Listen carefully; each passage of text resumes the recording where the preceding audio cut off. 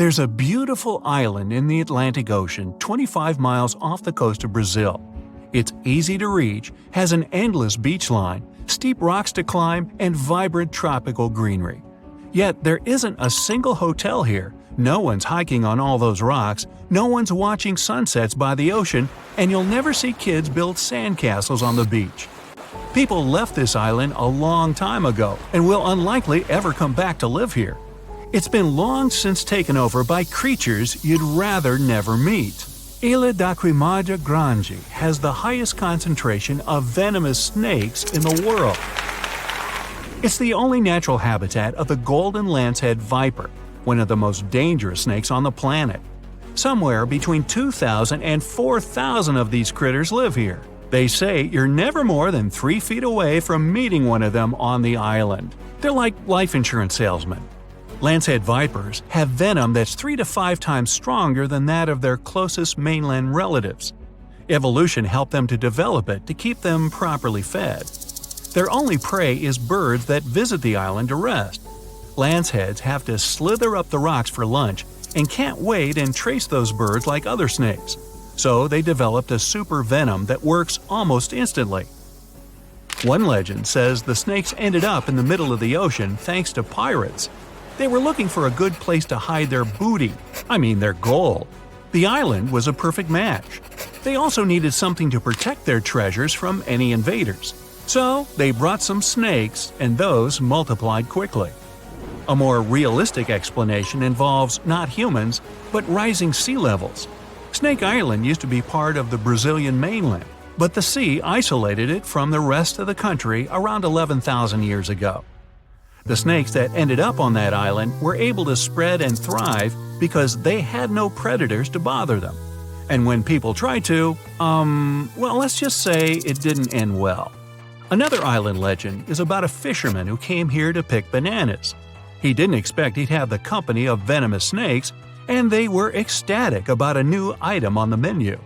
The fisherman ran for his life back to the water, but had been bitten before he managed to jump into his boat.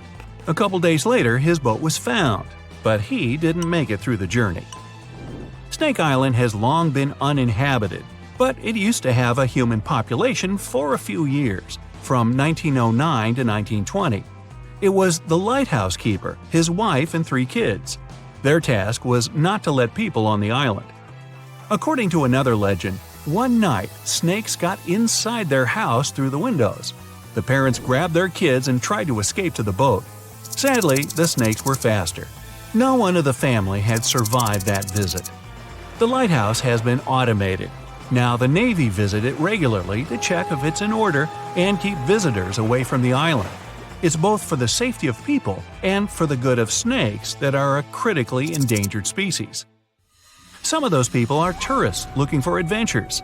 Others are smugglers that capture and sell lanceheads for $10,000 to $30,000. Animal collectors and scientists are willing to pay that price.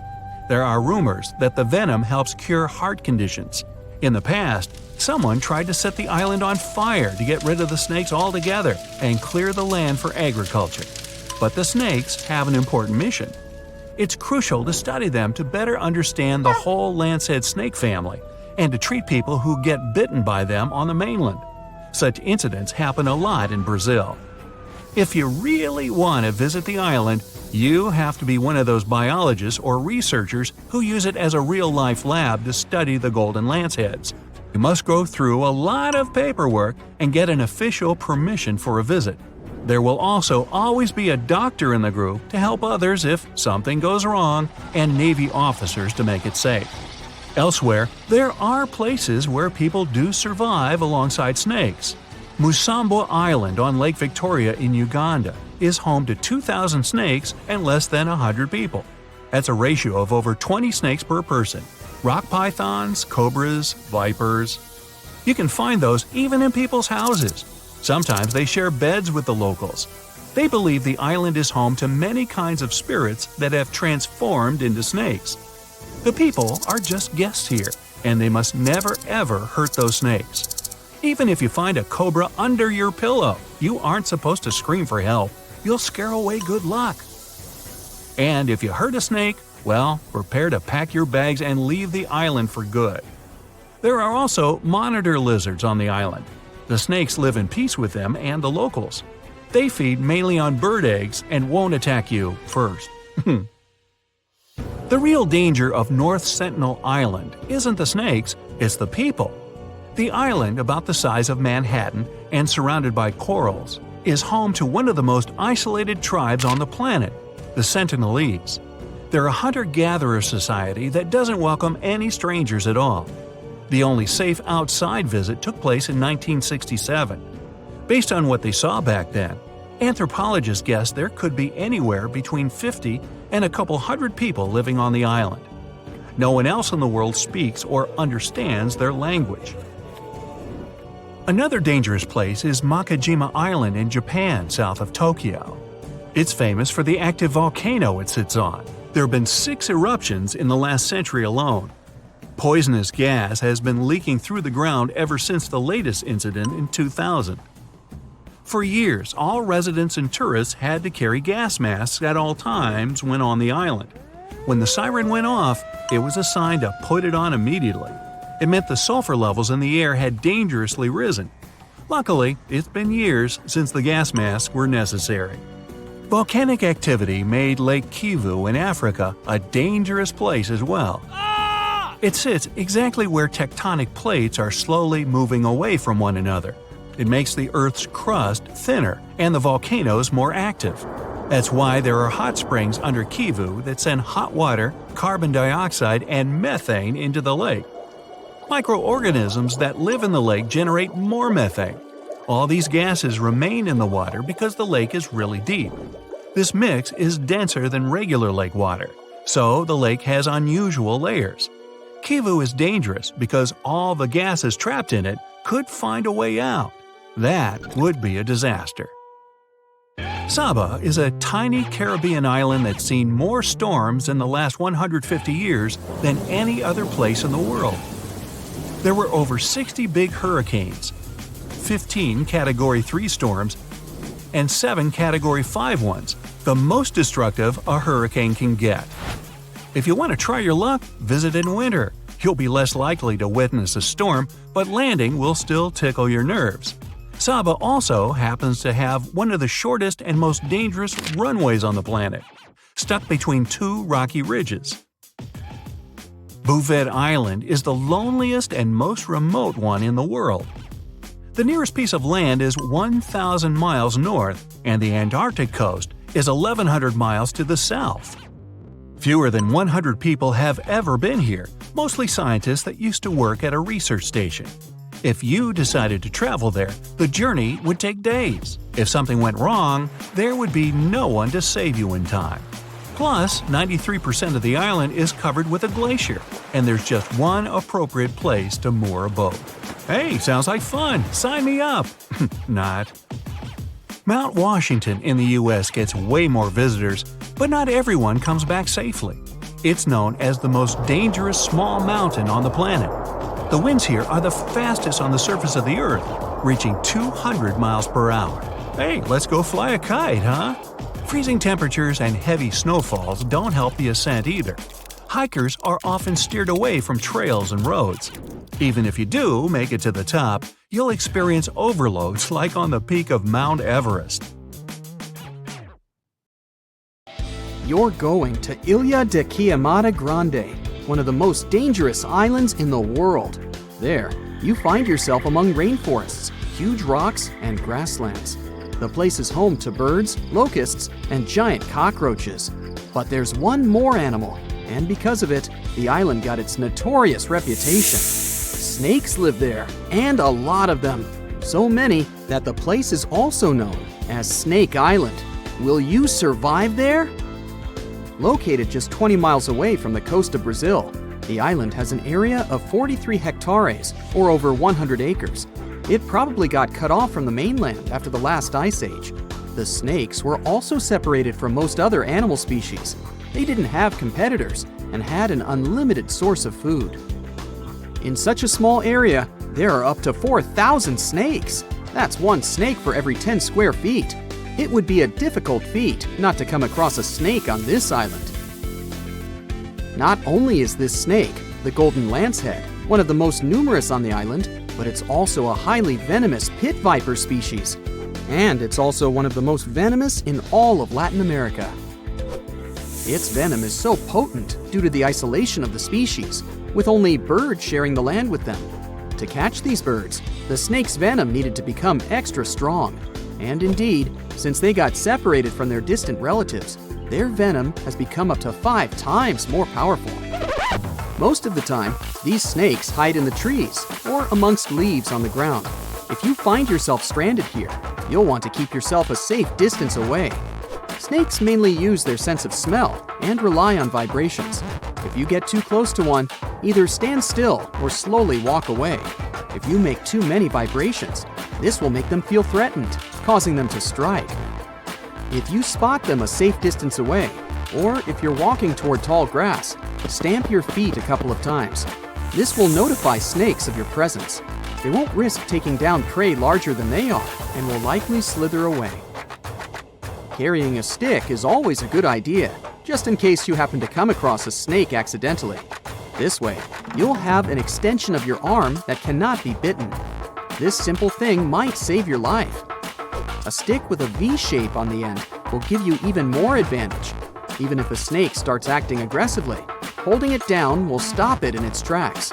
But whatever happens, don't try to pick it up. Okay, but what if you get bitten? The chances are pretty high on this island, of course. First of all, don't try to get the venom out on your own. Make sure you call emergency services immediately.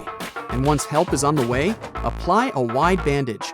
A piece of clothing will do if you don't have anything else. Don't try to chase the snake trying to identify the species. Emergency services know how to figure out what venom it is. Now, just keep calm and wait for help. You might be wondering who you can call on this abandoned island. Well, since it's strictly prohibited to visit this place, there are signs advising to stay away all over the island, along with a number you can call if you run into trouble. Let's say you've successfully avoided getting bitten. The next thing to consider is what you can eat there. Snake Island was previously known as Ilha de Queimada Grande, where queimada is Portuguese for forest being lit up, or forest fire. The reason for that was the fact that the entire island was deliberately set on fire to make room for a banana plantation. Unfortunately, the banana business didn't turn out to be a success, probably because farmers got sick and tired of snakes. But some banana trees still thrive today, and they can provide you with some much-needed nutrients. You'll also want some protein in your diet throughout your stay. Luckily, along with the snakes trapped on the island, there are also cockroaches. These giant prehistoric-looking roaches come out at night to feed on plants. Get that barbecue started and enjoy the rare delicacy this island provides. A great way to survive on the island is to avoid it altogether. If by chance you happen to be sailing past, keep in mind that this place was once connected to the mainland. Rocks beneath the waves are very likely to damage the bottom of your boat if you get too close. Make sure you keep an appropriate distance when traveling past. Sure, this island is intriguing, but please remember that no matter how close you get to it, you won't be able to see snakes from the boat. You can only see these creatures if you get close enough, which you really shouldn't do. And it's not only reptiles that make this location dangerous. Pirates visit the island quite often. Not the sea shanty singing peg-legged arr pirates, but bio-pirates who come there to capture the very thing that makes it so dangerous. They come there for snakes, to catch them and sell them illegally. Since the island got cut off around 11,000 years ago, the golden lancehead has evolved within its own unique habitat. So, although there are many reptiles on this island, they're still an endangered species. Due to their limited numbers, their value is very high, reaching up to $30,000 on illegal markets, which gives biopirates the motivation to catch them. I can think of better ways to make a living. Anyway, let's say you've got all the resources necessary to survive in one of the most dangerous places on Earth. Do you think you would manage this feat? Perhaps you think it's impossible. You'd be surprised at how possible it can be, if you know what you're doing. It turns out many have visited this scary place before. Research teams often come there. They study the golden lancehead snake, its environment, and its food sources for conservation purposes. But scientists always make sure there's a doctor on the team. There's also a lighthouse on Snake Island. It had been operated by people until the 1920s. Then it became automated. One guess why. Brazilian authorities visit the lighthouse once a year to make sure it's still functional. Locals on the mainland know the reputation of the island, so the stories of people going missing are minimal. But one group of fishers once got too close to the island. As they were sailing along their normal route, they accidentally neared the shore. Their boat hit a rock under the waves and began filling with water. As the boat was quickly sinking, the men had only two options: to try to survive in the rough sea or swim to the shores of Snake Island. It was a hard choice to make. After all, they had heard the stories, and it wasn't just about snakes. Rumor had it that the island was cursed. Regardless of the stories, the fishers chose to take their chances with Snake Island. After making it to the shore, they tried to be careful. Their knowledge of the island could help them survive. Most importantly, they knew to avoid the rainforest at all costs. As the men got hungry, they carefully walked along the edge of the forest, warily collecting bananas. They were mostly sitting, waiting, and conserving their energy. They could only drink water when it rained. It was just enough to sustain them. They slept on the beach, unprotected from the elements and weather. And all the time, they were so close to the comfort of the lighthouse or caves. They were probably overly cautious, but it was either enduring some discomfort or risking their lives for a dry bed. They didn't yield to the temptation. They managed to survive for 3 days without being bitten by a snake. After that, a passing boat finally rescued them. So, now you know, anything is possible. Snakes, crocodiles, big lizards. Not exactly a big deal. I mean, I guess they're less scary and Whoa, I take it back. Crocodile monitors are the only reptiles, other than snakes of course, that have forked tongues. No, we're not counting telemarketers. Somehow, that tongue helps them pick up delicious scents. Oh, and they're also called tree crocodiles.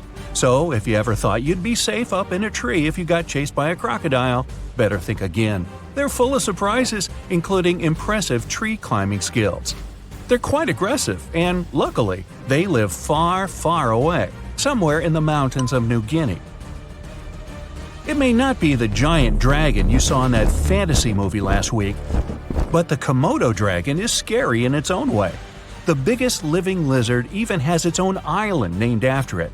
If you're ever in Indonesia, 300 pounds, 10 feet long, definitely worth a look, up from a distance.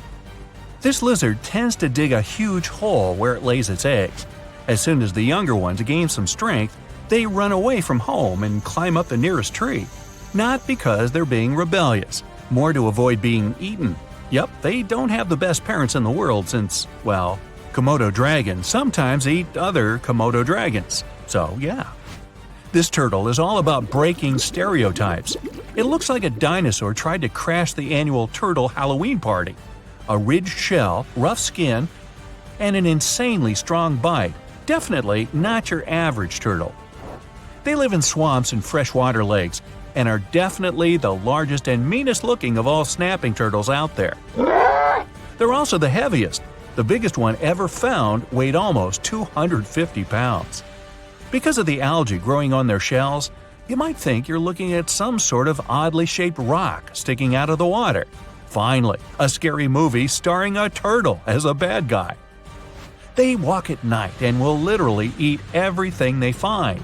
I'm talking snakes, opossums, water birds, squirrels, other turtles, and this is the impressive part, even some smaller alligators. I don't know if I'm ever going to swim in a lake again. Snake time, beady little eyes, crazy colored skin. Yeah, that's not the case with the Madagascar blind snake. These small reptiles look like skinny pink worms, and you're not exactly going to stumble across them in the wild. They live underground. And yes, they have really poor vision. They can only see blurry shapes and shadows. That's why they mainly hunt by smell. Blind snakes in general can grow up to a foot long, and they live on all continents except Antarctica. And speaking of snakes, I just can't leave out the cobra. Yellow, black, striped, so many patterns and colors, but there's one, you better hope you never meet her, the queen, the red spitting cobra. This one won't bite you to inject its venom. It's got a bit more of a rude approach. It contracts the muscles around its venom gland and spits some out right into your face. It seems like a way scarier tactic than a regular old bite, but there's a catch. This cobra's venom doesn't work if it falls on your skin or even gets into your mouth. For things to get really nasty, it has to get into your eyes. Phew! I mean, it's not like animals have such an amazing aim that they can nail you in the eye while you're running away, right?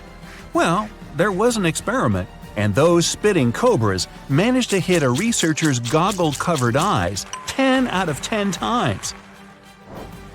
Speaking of snakes, no wait, speaking of turtles, okay, snake-necked turtles, I got it eventually.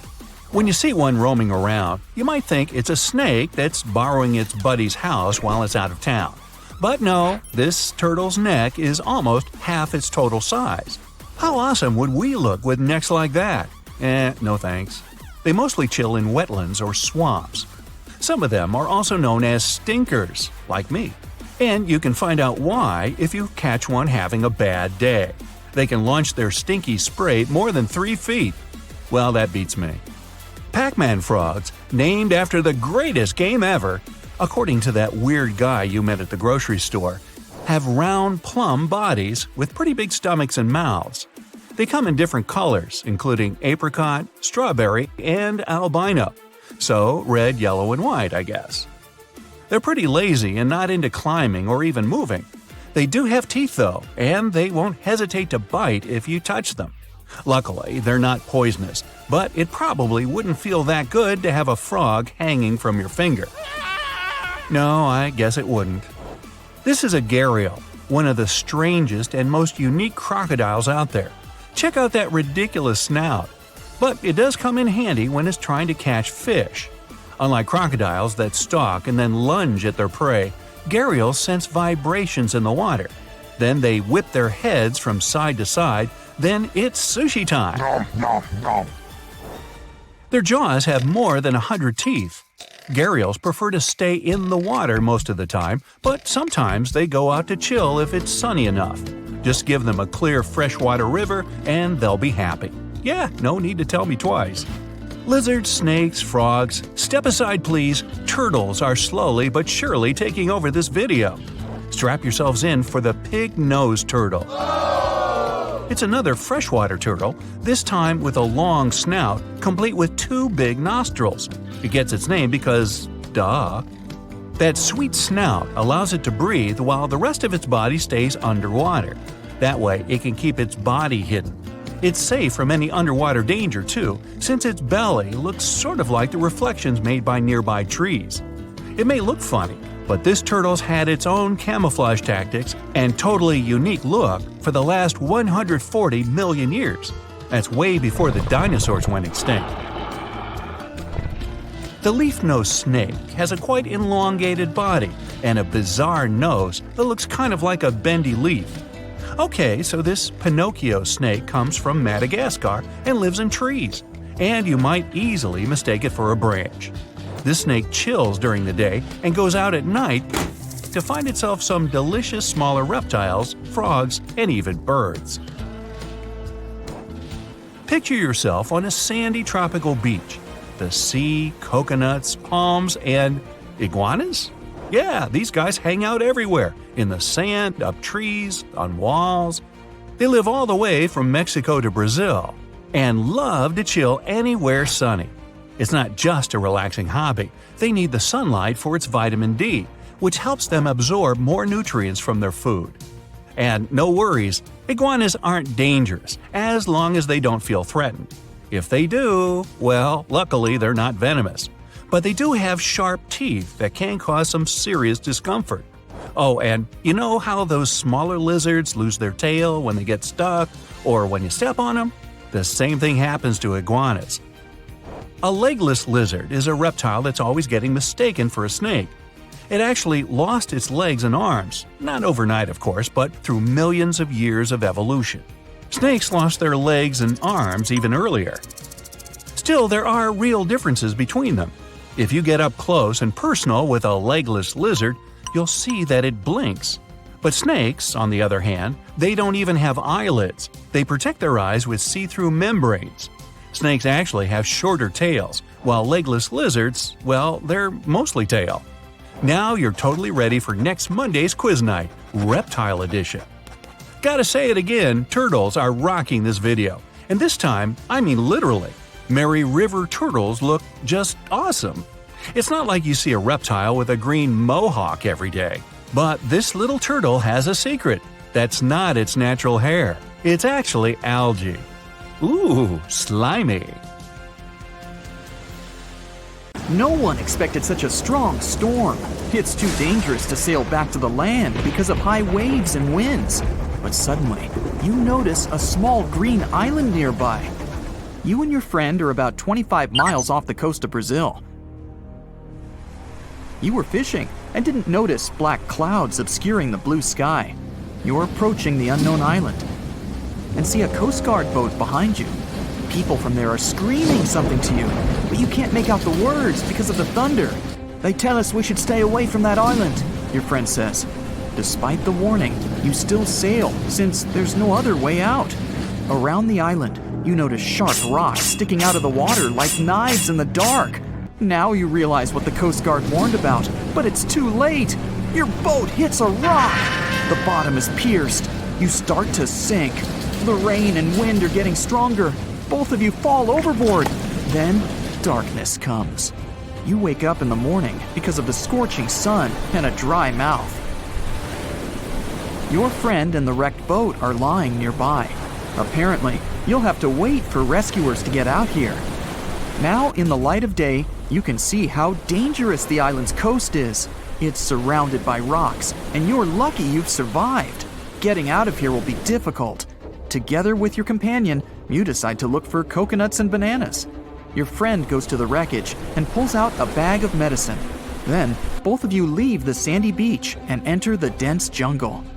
A couple of steps later, you hear a strange hiss. You see your friend. His eyes are filled with horror. Goosebumps run down your back. You feel something alive crawling under your feet, and there's a lot of it. You look down and notice slithering snakes. There are dozens of them. They wrap around your legs, get into trees. They're everywhere. Don't move, your friend says. I think I know where we are. You want to ask him a question, but fear takes away your voice. He reads your face and answers the question. We're in one of the most dangerous places on Earth, the Brazilian Snake Island. These are not just some ordinary snakes. This is the golden lancehead, one of the most venomous reptiles in the world. You can find them nowhere else on the planet except for this land. They evolved here naturally, without other snake species intervention. That made their venom 5 times stronger than the venom of ordinary vipers. They're practically the only owners of this island. Nowhere else in the world will you find such a concentration of creeping reptiles on such a small piece of land. And now, they're glad that 2 big lunch meals have arrived. There's little chance of survival, but you're gonna try. The first thing you need to do is get out of your stupor and find a thick stick. This is your best tool right now. If you encounter a venomous snake, the best you can do is retreat slowly. But this time, there are too many of them. They're aggressive and hungry. Together with your friend, you fight off the snakes with a stick. But there's more and more of them coming. One of them falls on your shoulder from a tree and bites your neck. The poison instantly enters your bloodstream and affects your muscles. It feels like your body is melting. It becomes difficult to move, and your neck swells. Your friend grabs you and carries you deep into the jungle. Here, among the trees, you notice an old lighthouse. Yeah, this building really stands out here. Once a year, the Coast Guard visits it. Your friend breaks down the door and puts you on the floor. You're afraid you won't be able to survive the bite. Fortunately, your friend is a doctor. He injects the necessary medicine and saves your life. You have a few minutes to rest before more danger arises. Your friend tells you that the unique snakes appeared here thousands of years ago. This island was part of Brazil for a long time. Then, massive floods separated it from the continent. This part of the land was cut off from the whole world, which helped the formation of a unique ecosystem inside. Vipers that lived here evolved into golden lanceheads. They quickly became the main masters of the island and destroyed all the other animals. But how did they manage to survive without food, cut off from the whole world? They did it thanks to nature and evolution. This island is a transit point for many birds. They stop here to rest during long flights. These birds become dinner for the snakes. Previously, a snake bite almost didn't harm the birds. They were frightened and flew away, leaving the snake without food. But over years of evolution, the island's owners have developed such a potent poison that one bite was enough for a bird to never take off again. There's also a legend that a pirate hid treasures here a long time ago. And, so that no one would ever find it, he brought snakes to guard his gold. Of course, there's no chest with coins here, but the island is attractive for modern pirates, even today. Golden lancehead snakes are an expensive commodity, so bad people often visit this place to hunt the reptiles. That's why the Coast Guard is always on duty around the island. People are forbidden to visit this place. And even if someone manages to get past the guards, they will have to face the rocks. Only biologists and scientists have permission to study the local fauna. A necessary condition for a visit is a doctor's presence in the team, so they can save people from the snake's poison. So we have pirates and hordes of poisonous snakes, but there's something else that makes the island even worse. At this moment, you hear rustling all over the building. Thousands of little paws are tapping on the walls and floor. You look around and see lots of giant cockroaches. Some of them are half the size of your palm. They crawl under your clothes. You and your friends scream in fear and run out of the lighthouse. Quickly, you reach the shore and fall into the water. It seems that not a single cockroach is left under your shirt. But that's not all. You hear a strange buzzing sound. You look around and see a dark cloud of flying beetles forming in the sky. It's locusts! Thousands of flying insects are heading in your direction. To avoid a collision, you dive under the water and wait for the cloud to pass by. You go up to the surface and move to the shore. Fortunately, there are almost no snakes here. You and your friend are afraid to approach the jungle and wait for several hours until rescuers arrive. You're nervously painting a pattern on the sand and make a promise that you'll never revisit this place. Finally, you see the lifeguard boat. You're trying to tell them you got here by accident. They believe you and evacuate you from the island. While you're sailing away, you think about what would happen if many poisonous snakes appeared in a village or a small town. It's difficult to imagine what kind of problems people would face. But in fact, there's no need to imagine anything. There is a place on the planet where locals live next to poisonous cobras, but it doesn't create any chaos. A human can live in peace and harmony with reptiles in that village. Welcome to Sheta village in India. This place has a population of about 2,600, and it's located in the jungle. It's hot here. Locals are friendly and responsive. If you go into one of the houses, you'll see something that seems impossible. The king cobra, whose venom is one of the most dangerous in the world, calmly crawls around furniture and eats eggs and meat that people give. There's even a special corner for the reptile to relax from the scorching sun, drink water, and have a snack. People are happy about the cobra, as if it was a pet. In the village, cobras are everywhere. They come into houses and schools, crawl through the streets, and keep company during dinner. The locals consider them full-fledged residents. They adore them. The snakes are also used to people and don't see them as dangerous. The coolest thing is there has never been a tragic case in the village because of a poisonous bite. There's no other place in the world where cobras live in such harmony with people. Around 128 million years ago, give or take, snakes popped up out of nowhere and started thriving on Earth, eventually branching out into around 4,000 species we have today. But it's not just because they ditched their limbs and got all long and slithery. Even though there are 25 groups of limbless lizards, snakes are the one who really hit the jackpot in terms of diversity. To figure out what makes snakes so successful, scientists looked at over 60,000 snake and lizard specimens from museums all over the world. According to them, snakes have been evolving faster than lizards in key ways, which gives them the upper hand when it comes to exploring new opportunities. So if you think this is creepy, hey, I'm right there with you. But let's push forward. One major factor of their success is their feeding habits. With their flexible skulls and keen sense of smell, snakes can eat animals way bigger than their heads and track down prey like champs. When dinosaurs got wiped out around 66 million years ago, snakes were ready to adapt to the changing world and fill those empty spots. Now, we're not sure why snakes evolved so quickly, but it's clear that there's something special in the grand scheme of evolution. Just like the sudden explosion of flowering plants, these macroevolutionary singularities have shaped life on our planet in unexpected ways. Now, snakes can be found almost everywhere on Earth, showing off a wide range of traits and habitats. They can be found in deserts, rainforests, grasslands, and even deep oceans.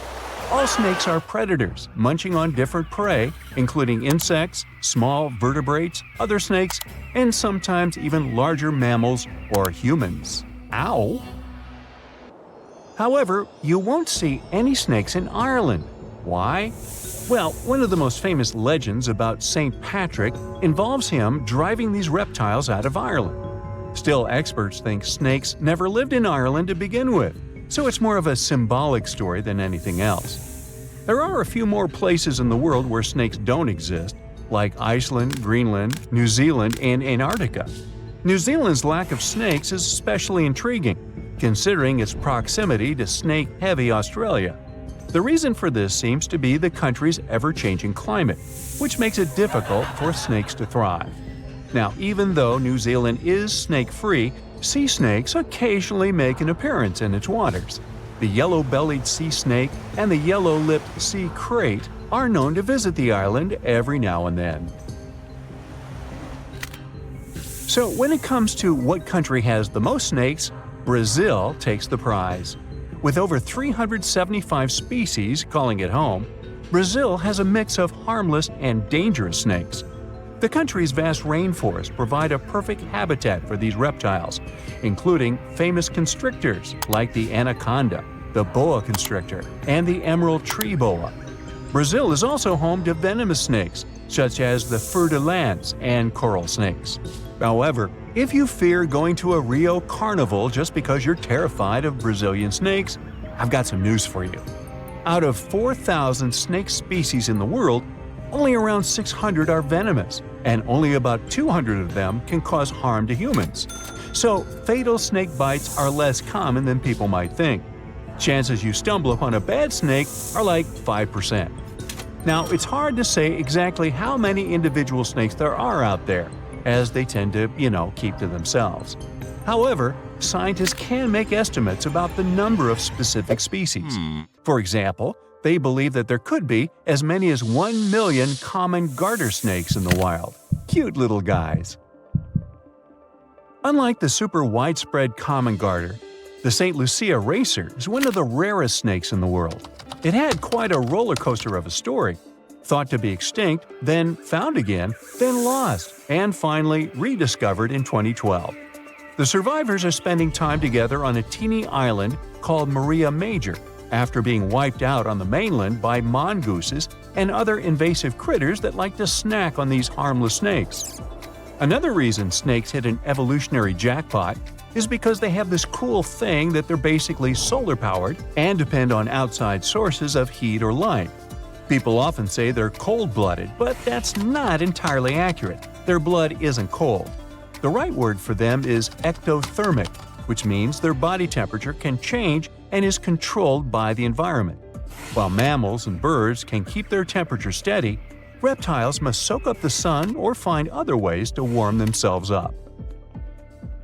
Now, some snakes do not lay eggs, defying the traditional classification of reptiles as egg layers.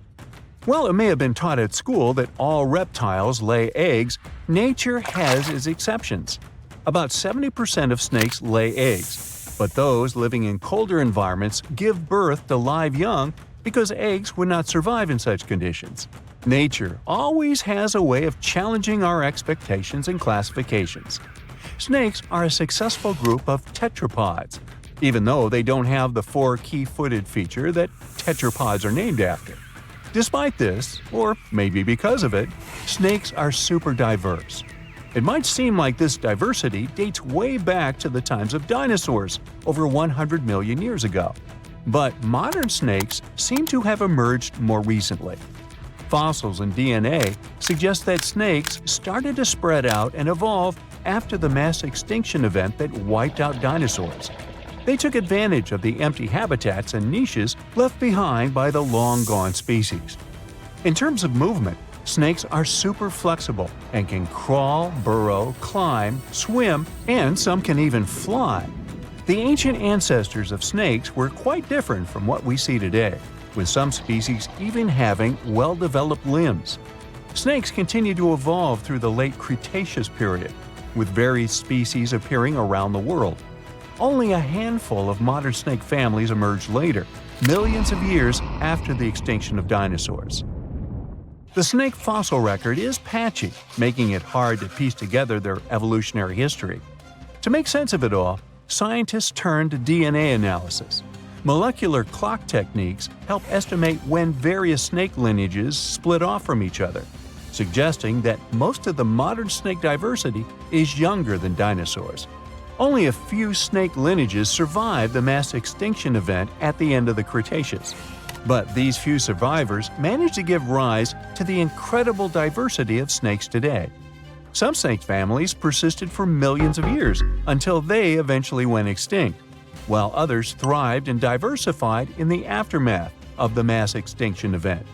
This pattern of survival and rapid diversification resembles what we see in the bird and mammal fossil records after the extinction of dinosaurs. The ability to burrow, hunt in the dark, and go long periods without food helped some snakes survive the chaos after the mass extinction. Their flexibility and adaptability allowed them to find shelter and thrive when other species couldn't. Snakes can be some of the scariest animals around. Most snake species are harmless and don't bother humans. Even if they wanted to, most snakes are too small to pose a real threat to people. But there are some big snakes out there that can eat surprising things. The largest animal ever eaten by a snake was a 150-pound hyena devoured by an African rock python. I'll bet that hyena wasn't laughing then, huh? Before that, the biggest meal on record was a 130-pound impala eaten by a rock python. That's impressive. The biggest snakes in the world are constrictors. They tend to suffocate their prey. To eat large prey, the snake itself has to be huge. African rock pythons, green anacondas, reticulated pythons, Burmese pythons, Indian pythons, and amethystine pythons are all contenders for the title of the largest snake in the world. They can grow to incredible lengths and weights. And that's it. I'm done with snakes now. Ew. What do you think is one of the most dangerous animals in the world? It's not a venomous snake or a formidable tiger, not a ferocious grizzly bear or a giant crocodile. An extremely dangerous creature that can destroy entire species of animals and can cause ecological imbalance around the world is the cane toad. It doesn't look scary and aggressive. It won't attack you or any predatory animal. It spends its time among grass and swamps, hunts insects and croaks. It has many enemies among predators, herons, lizards, and others. And look, the crocodile is swimming up to the toad and grabs it with its powerful jaws. Lunch is ready. But watch what happens next. The crocodile feels very bad. It loses its strength and lies on the grass, not breathing. Call it terminal indigestion. The fact is that the cane toad is a highly poisonous amphibian. It has parotoid glands between the shoulders from which it secretes a dangerous toxin. As soon as it gets into the stomach of any animal, it causes irreversible reactions in the whole organism. Animals that have eaten cane toads rarely survive. And now imagine there are 1 million toads like that, and each of them is an attractive lunch for predators. This creature is native to South and Central America, but became most famous after it caused an environmental disaster in Australia. It all started in 1935 when people brought cane toads to fight the cane beetle. These insects were spoiling sugarcane crops in the northern part of the country. Farmers thought the imported toads would quickly get rid of the pests, but far from getting help, Australia received even more damage. The first problem was that toads didn't hunt bugs. Well, that would have been nice to know beforehand. Insects lived on the tall stalks of reeds, and toads couldn't jump as high, so toads would feed on other insects and multiply rapidly. Initially, about 100 reed toads were brought. Farmers managed to breed more than 2,000 of these animals and release them into the fields. The amphibian population grew to 200 million in less than 85 years. They flooded Australia and caused a decrease in the population of those predatory animals that fed on them. Unfortunately, the local fauna didn't manage to develop immunity to the toad poison. The invasive toads would wander all over the northern part of the continent, spreading at a speed of 30 miles per hour and causing damage to all the biological environments they came across. Locals said they had witnessed birds falling from the sky after eating toads. These jumping animals are dangerous for those who eat and touch them. Any animal that licks or bites a toad will immediately receive a measure of poison hazardous to their health. The endurance of toads escalates the problem. They can withstand nearly any weather conditions and can breed anywhere. You can hear them croaking in tropical forests, coastal thickets, and even among dunes. They deal with cold temperatures and heat and eat everything in their path. They're not picky when it comes to food. Amphibians feed on live insects, carrion, and waste. But the most crucial problem is the speed of their reproduction. Female cane toads lay from 8 to 30,000 eggs twice a year. Within 3 days, tiny tadpoles hatch from the eggs. They swim in the water for 20 weeks, then become toads. Their life expectancy is from 5 to 10 years in the wild. Bad weather conditions, predators, drought, and anything else can't stop them. People don't know what to do with them either. The only chance to save other animals is to teach them not to eat toads. Scientists cook sausages from cane toads with a small concentration of poison inside. They gave this food to monitor lizards, freshwater crocodiles, and other predators so they could recognize the taste of the toad. Animals were slightly poisoned by the toad sausages and remember that anything with this smell was dangerous. Scientists hope they won't approach the toads after smelling them. Amphibians have destroyed most of the biodiversity in the northern part of the country, and now they're rapidly moving to Western Australia. Scientists hope their plan saves animals, but what to do next? Perhaps nature can offer a solution to the problem. Some predatory animals may become immune to toad toxins, but it's unknown when this will happen. Invasive toads are quite a severe problem for ecology, but they look harmless. And how about invasive pythons? In the Everglades in Florida, Burmese pythons threaten the local wildlife. Giant crawling monsters have become the dominant species, displacing their alligator enemies from the swamps. Pythons hunt rabbits, possums, and other animals, decreasing their population by 99%. Of course, there are not as many pythons as toads, and people can get rid of them. But the problem is that they are exceptionally good at hiding. Even professional wildlife experts can't find them in the swamps and jungles. These pythons are also excellent hunters. They hide, wait, and attack, which makes them some of the most dangerous invasive creatures in the world. But fortunately, they don't attack people. Feral hogs are some of the most aggressive invasive species on Earth. They have razor-sharp teeth and mighty tusks. They're not afraid of anything and will attack even a human. These big, fast animals eat acorns, chestnuts, turtle eggs, turkey and quail eggs, trample plants, and strike terror into all creatures in the area. They can cause $1.5 billion in damage annually in 47 states. Imported in the U.S. several centuries ago, feral hogs have recently experienced a fertility splash. Local biologists and farmers are trying to solve the problem, but at the moment, it's pretty challenging to control the feral hog population. This tiny beetle seems harmless, but can cause orange juice to disappear in the U.S. This is the Asian citrus psyllid that loves to eat orange fruit. This insect contains bacteria that infect citrus trees and slowly destroys them. After getting infected, tree roots deform, Oranges fall to the ground earlier than they're supposed to, and the tree slowly loses vital energy. The Adrian citrus psyllid spreads in Florida, where about 80% of the country's orange juice is produced. Also, this parasite is found in Georgia, Texas, Louisiana, and California, the states where many lemons grow. So we've seen invasive amphibians, reptiles, mammals, and insects. What about invasive birds? The European starling is a cute little bird, but it ceases to be so as soon as it joins a giant flock. Starlings gather in groups of hundreds and thousands, resembling massive black clouds. They fly to cities, villages, and harvest fields in search of food.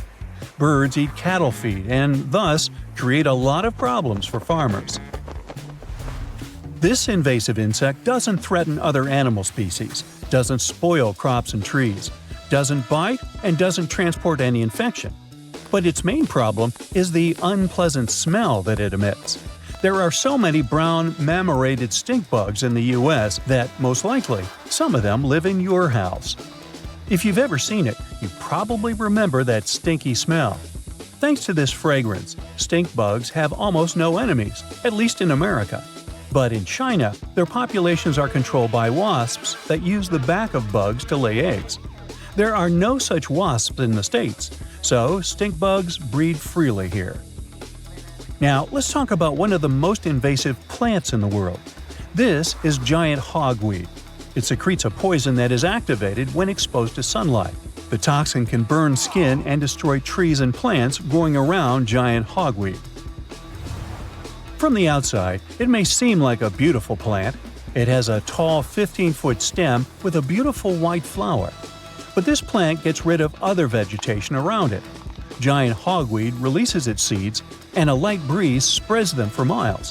When new plants grow, they destroy any other plants living nearby. The problem is that giant hogweed has no enemies. Insect pests can't eat it because of its poison. Animals also avoid it. Well, maybe nature will create some bugs that will eat its leaves and thus restore the balance. A comfortable abode with a gorgeous view of the Mediterranean Sea will serve as a perfect rain shelter. Well, this is what a real estate advertisement might have looked like for Neanderthals 100,000 years ago. Welcome to the weird and wonderful caves you could live in, or not. Of course, back then, neither real estate and advertising had been invented yet. Never mind the fact that Neanderthals couldn't build houses and often lived in caves. Yet, one of those caves looks an awful lot like a residential building. It's situated inside a high limestone cape called the Rock of Gibraltar. If the Neanderthals had had an economy, the caves inside this rock would have cost a bundle. Navigators discovered it in 1907. They just spotted a big hole inside the fortified rock. For many years, scientists have studied this place and found some traces of Neanderthals. They discovered ancient tools in the cave and bones of old animals. But the coolest thing was, they found 4 caves inside the rock. It was like a residential complex. Neanderthals lived alongside neighbors and helped each other hunt and fish. They created feather decorations and painted abstract drawings on the walls. Imagine our ancient predecessors hanging out in these caves 100,000 years ago. And now, scientists hang out there and study the primeval past of Neanderthals in detail. At the end of 2021, archaeologists uncovered a gap inside one of the caves leading to an unknown tunnel. They crawled through this hole and opened a new space under the cave roof. This place has been closed off from the outside world for over 40,000 years. And it seems it was one of the most prestigious apartments in the entire mountain complex. It has high ceilings with ancient stalactites. The ruined stone curtains divided the apartment into several rooms. Scientists also found the remains of ancient animals and scratches on the walls. It seems that Neanderthals had never lived here, but they used to visit this place. Archaeologists found the shell of a sea snail called dog whelk. One of the Neanderthals brought it here for some reason, but the primary owners of this place were hyenas. These caves show that Neanderthals were closer to humans than to monkeys. They had a way of life and even some customs. There's still a lot of work ahead, and scientists hope to find new rooms inside this rock. Meanwhile, in 2003, archaeologists discovered another early dwelling on the Isle of Flores in Indonesia. Among the green jungle, they found a cave with ancient tools. At first, everyone thought the human ancestors lived here, but then scientists discovered an unusual skeleton of an adult.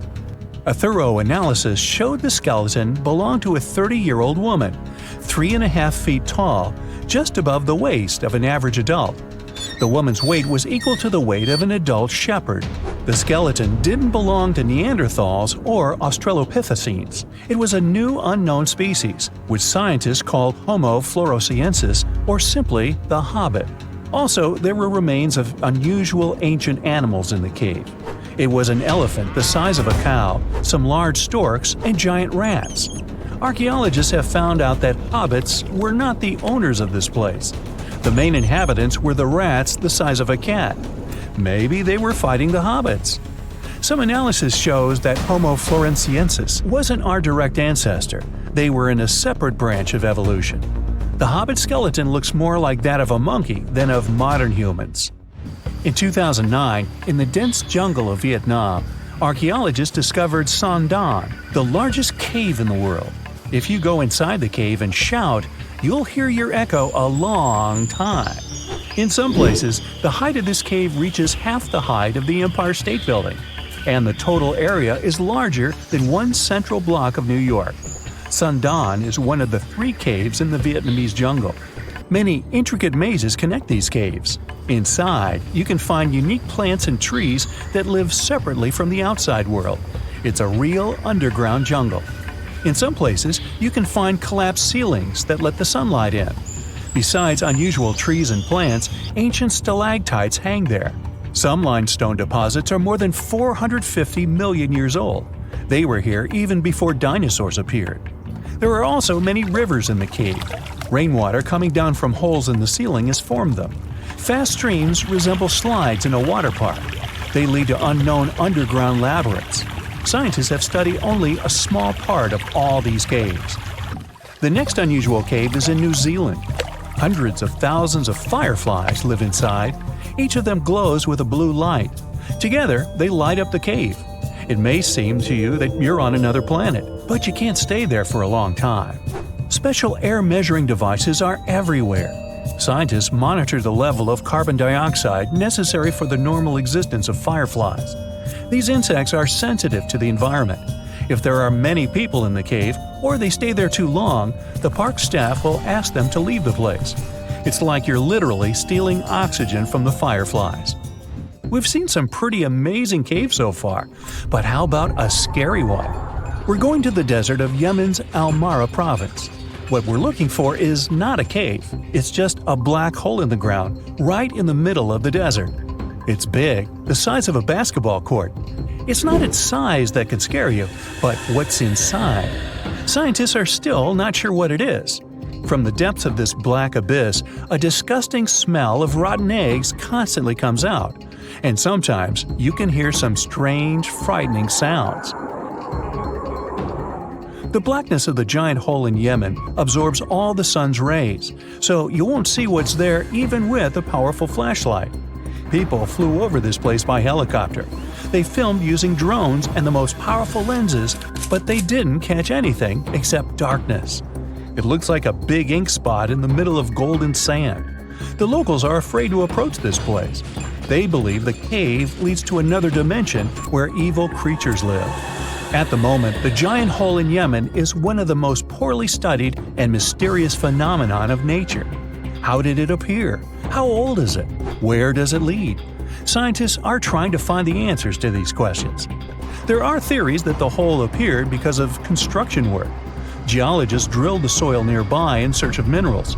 It could have caused fluctuations in the Earth's crust and collapsed the surface. But no one can prove this theory, yet. And now, imagine a place where sunlight has not penetrated for more than 5 million years. There's little oxygen, and it's cold and damp. Still, life is born in this place, not only microbes and bacteria, but also something bigger. The living conditions in this cave are very different from the usual ones, so, in a sense, this cave is like another planet. It's the Movil Cave in the southeast of Romania, near the Black Sea.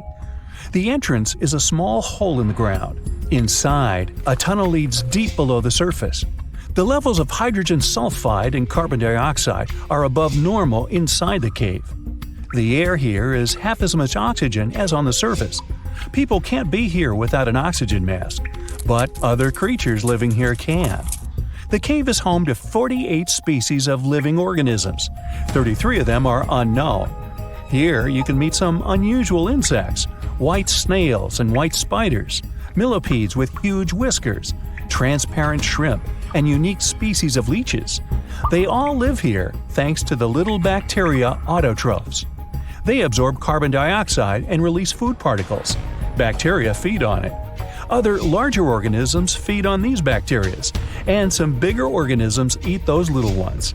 In the end, everyone gets food. In this cave, evolution has created a biological system separate from the rest of the world. And now for some breaking news. All snakes have suddenly disappeared. If you saw this on the news, what do you think would happen? Well, Voldemort certainly wouldn't be pleased to hear this, and neither would other Slytherin members. Hogwarts would have 3 houses instead of 4. Parseltongue, which is the language of serpents, would become useless. Okay, Potterheads, let's get back to our Muggle world. How would it affect us? Well, let's look at the bright side first. People with ophidiophobia, which is the fear of snakes, would be so relieved. We can all agree that snakes aren't exactly everyone's favorite animal. Some snakes are venomous, and this doesn't help save their reputation. It's often overlooked that these animals usually prefer to retreat when you encounter them. They can become defensive if threatened, but when left alone, they don't want to mess with you. Try telling this to people with a phobia, though. Now they can enjoy outdoor activities, such as mountain climbing, like everyone else. And yet, they would have other worries in the absence of these serpents. The design of the ecosystem works like a clock. Every species has an important role. If one goes down, the others will be affected. Snakes are no exception to this order. They primarily snack on mice or rats. They help to control rodent and other small mammal populations. This is important in terms of preventing the spread of diseases, too. Think about the spread of the plague of medieval times.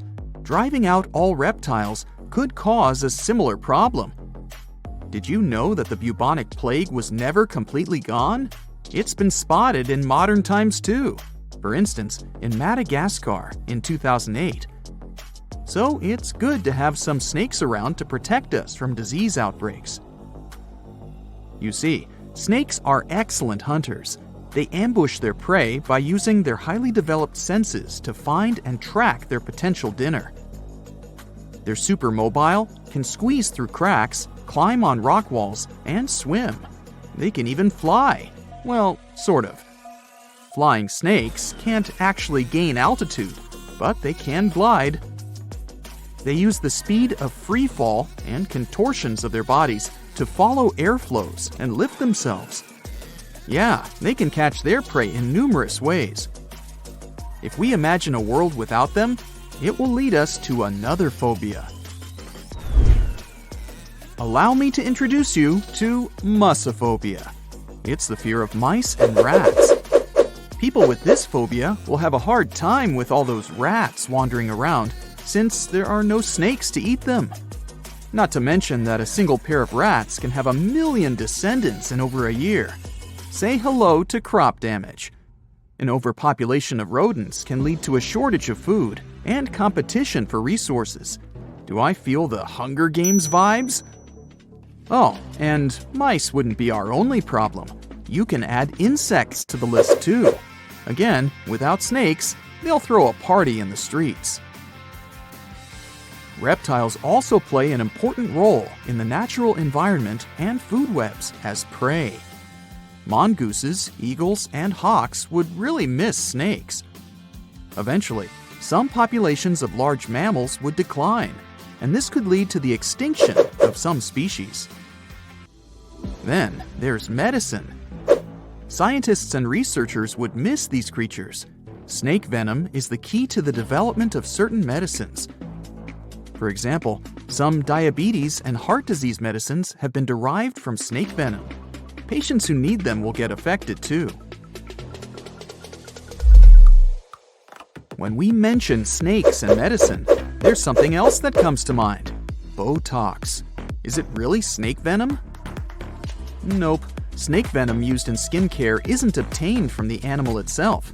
It turns out that this ingredient is called snake. It's a human-made ingredient designed to mimic the effects of temple viper snake venom. Now let's picture what life would really look like without snakes. I'm starting with day 1. People don't immediately notice the absence of these creatures.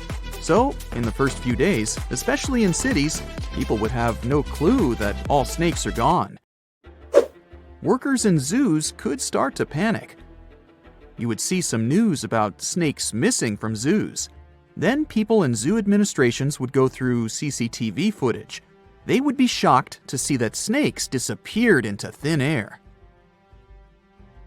After the spread of this news, authorities would probably open special departments to see if they have any snakes left in their country. Then it would turn into a worldwide issue. Some sort of a global alliance would be established to investigate what happened to these reptiles and what could be done about it. By the time authorities and people understood the severity of the situation, ecosystems would already start to change. People who live in urban environments may not be directly affected in the first few months. Then they would see more mice in their houses and in the streets. Around 500,000 mice live in the network of tunnels of the London Underground, for example. The number may vary, but many rodents live in large cities. These animals would become more visible.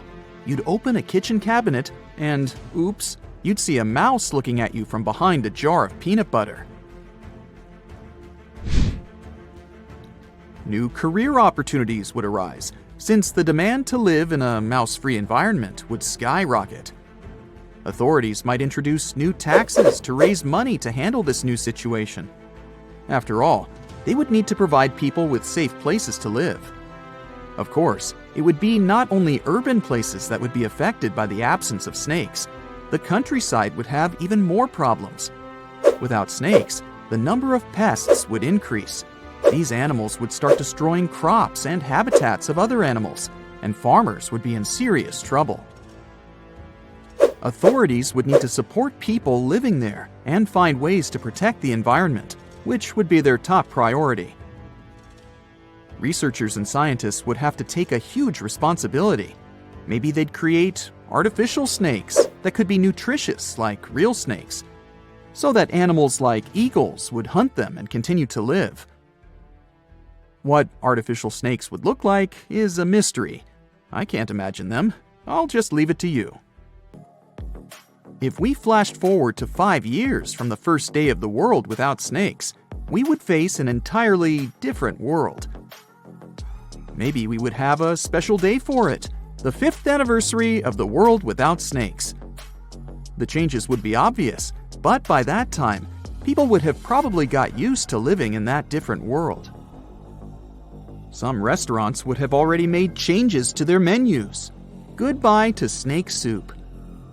Then there would be new museums dedicated to snakes. You'd be able to read about the story of their evolution and see their fossils. Maybe you'd stop by the museum souvenir shop to buy a snake-shaped pen for your friend. Lastly, we would still be looking for alternatives to snake venom in the field of medicine. I mean, it's a relief for people who show allergic reactions to snake bites, but these animals are crucial for some studies and medicines.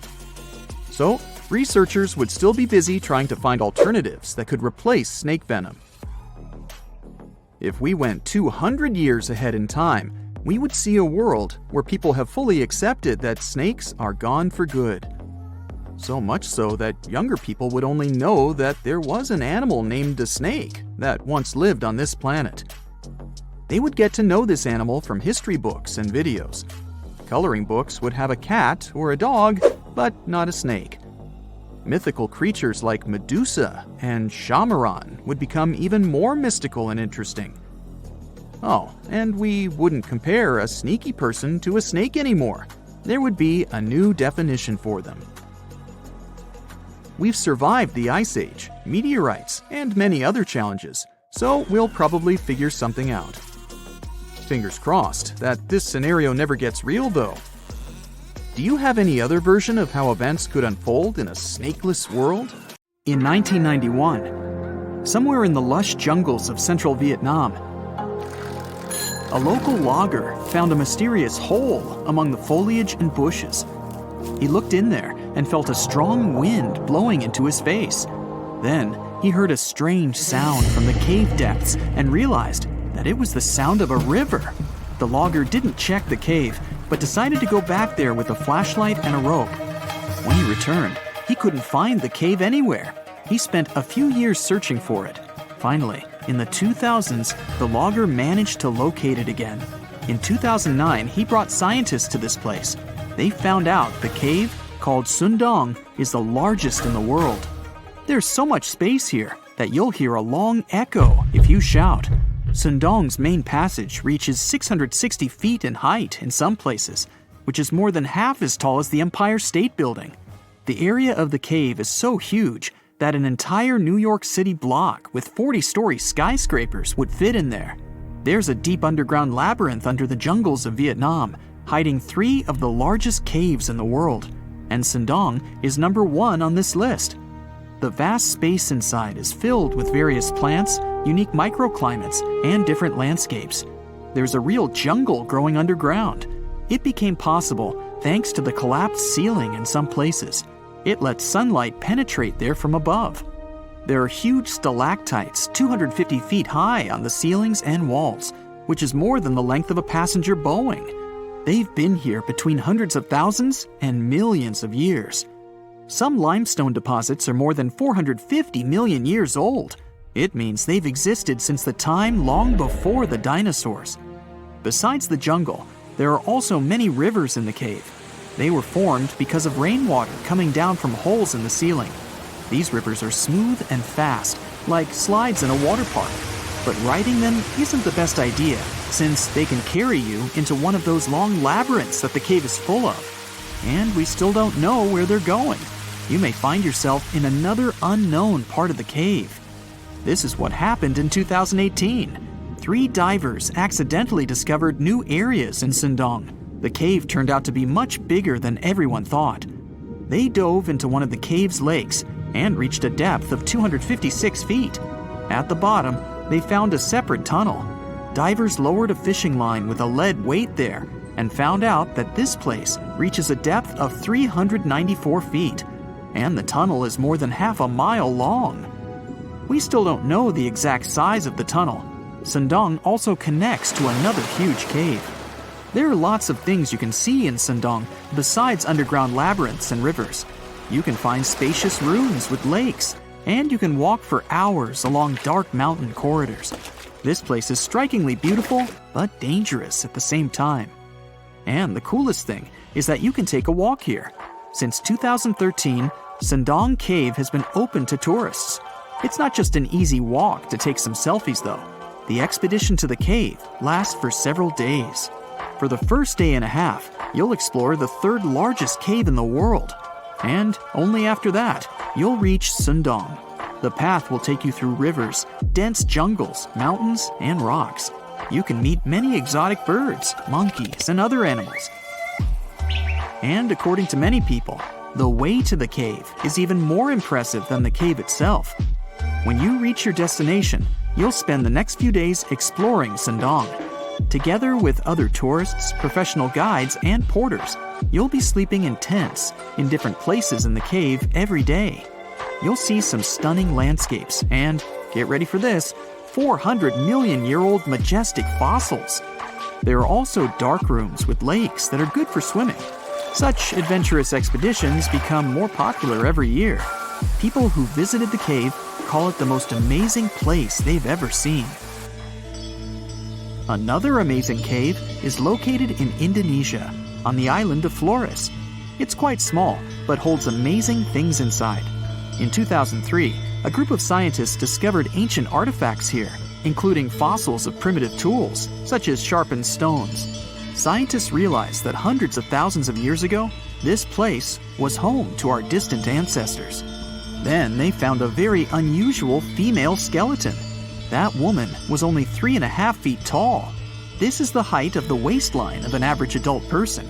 That woman had no problems with her spine or with the development of her bones, though. This and other skeletons found in the cave belonged to some unknown human ancestors. Scientists called this species Homo floresiensis, or simply, Hobbit. The woman's weight was about 35 to 79 pounds. Analysis of the skull and bones showed she was about 30 years old. Hobbits probably lived on Earth between 190,000 and 50,000 years ago. There's a chance they met the ancestors of modern humans. The next cave is in Turkey. Imagine that you live in an old house and decide to make some repairs. You throw all the old stuff out of the rooms. The last place to sort out is your basement. You've hardly ever visited it and have no idea what's hidden there. But it's pretty spacious, so you decide to turn it into a room. You tear down the wall and discover the entrance to the cave. This is a tunnel that leads underground. You walk through the cave and see a real underground city. This happened in Turkey in 1963. One of the locals discovered a secret passage to a lost city in his basement. About 20,000 people could live there. There was enough space for livestock and food supplies. It's not just a maze of tunnels. There's a chapel, a school, stables, kitchens, walls, and other signs of civilization.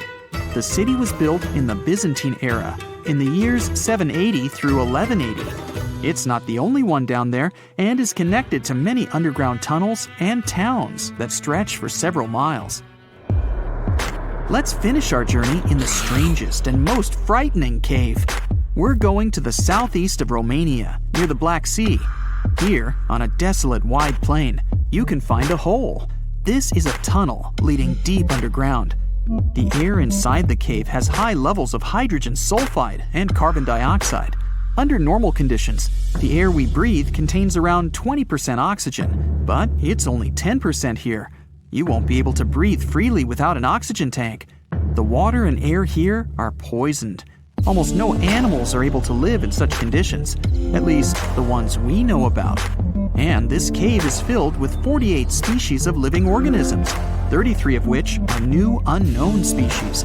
Creeping things that live here can scare you, especially if you're afraid of bugs. Strange white snails and white spiders are crawling along the walls. An unknown species of leeches and transparent shrimp are swimming in the water. White millipedes with huge mustaches are creeping on the ground. Here you can also meet an unknown kind of scorpion with a transparent white body that doesn't look like any other kind of scorpion. Nothing here looks like ordinary animals at all. All creatures in the cave are white or transparent. They don't have eyes, but they have long paws and antennae whiskers that help to navigate in space. Plants can't live here without sunlight and clean air. This means that oxygen isn't produced in this place. So how do these creatures manage to survive? The answer is in the water. The surface of the lake and puddles here is covered with strangely moving foam. This substance is a living organism. It consists of 1 billion bacteria called autotrophs. Ordinary plants absorb carbon dioxide and use photosynthesis to produce oxygen. This cave is filled with carbon dioxide. Autotrophs absorb it and secrete tiny food particles. Bacteria feed on these particles. Larger organisms then feed on those bacteria, and so on. In the end, there's enough food for everyone. This process is called chemosynthesis. It's like photosynthesis, but uses water instead of sunlight in its chemical reactions. In this cave, evolution has created a completely unique biological system, separate from the rest of the world. Today, I'm going to tell you about creatures that had unique features which allowed them to grow to incredible sizes. They were some of the most impressive animals to have ever existed on our planet. The Argentinosaurus is a genus of sauropod dinosaurs that lived approximately 97 million years ago in what is now South America. Scientists think it was one of the largest land animals ever. with a length of up to 100 feet and a weight of up to 100 tons. A farmer stumbled upon a giant leg bone while tending his cattle. That's how he discovered the first fossils of the Argentinosaurus in Argentina in 1987. Further excavations uncovered more bones, revealing a massive dinosaur that would have dwarfed most other animals of its time. The Spinosaurus, meaning spine lizard, is a genus of theropod dinosaur that lived around 97 million years ago in what is now North Africa. It is believed to be one of the largest carnivorous dinosaurs to ever exist, with a length of up to 60 feet and a weight of up to 23 tons. The Spinosaurus is known for its distinctive elongated sail-like structure on its back. It was likely used for thermoregulation. It also had long crocodile-like jaws that were lined with sharp teeth. This allowed the creature to catch and eat large prey, such as fish, crocodiles, and other dinosaurs. The first fossils of the Spinosaurus were discovered in Egypt in 1912. The sperm whale, Physeter macrocephalus, is a species of toothed whale that is the largest toothed predator on Earth. It also has the largest brain of any animal species. It is found in oceans all over the world and can dive to depths of up to 7,000 feet in search of food. You can easily recognize sperm whales by their massive, block-shaped heads, which can measure up to 1/3 of their total body length. They have dark brown or grayish-blue skin and a distinctive wrinkled appearance. The Titanoboa is an extinct genus of a giant snake that lived approximately 58 million years ago. It is considered to be the largest known snake ever. It could grow up to 42 feet and weighed around 2,500 pounds. The first fossils of the Titanoboa were discovered in a coal mine in Colombia in 2004. This discovery meant a lot because it provided insights into the size and behavior of snakes during the Paleocene era, as well as the overall climate and ecosystem of the time. The blue whale, Balænoptera musculus, is the largest animal on Earth, measuring up to 100 feet in length and weighing as much as 200 tons.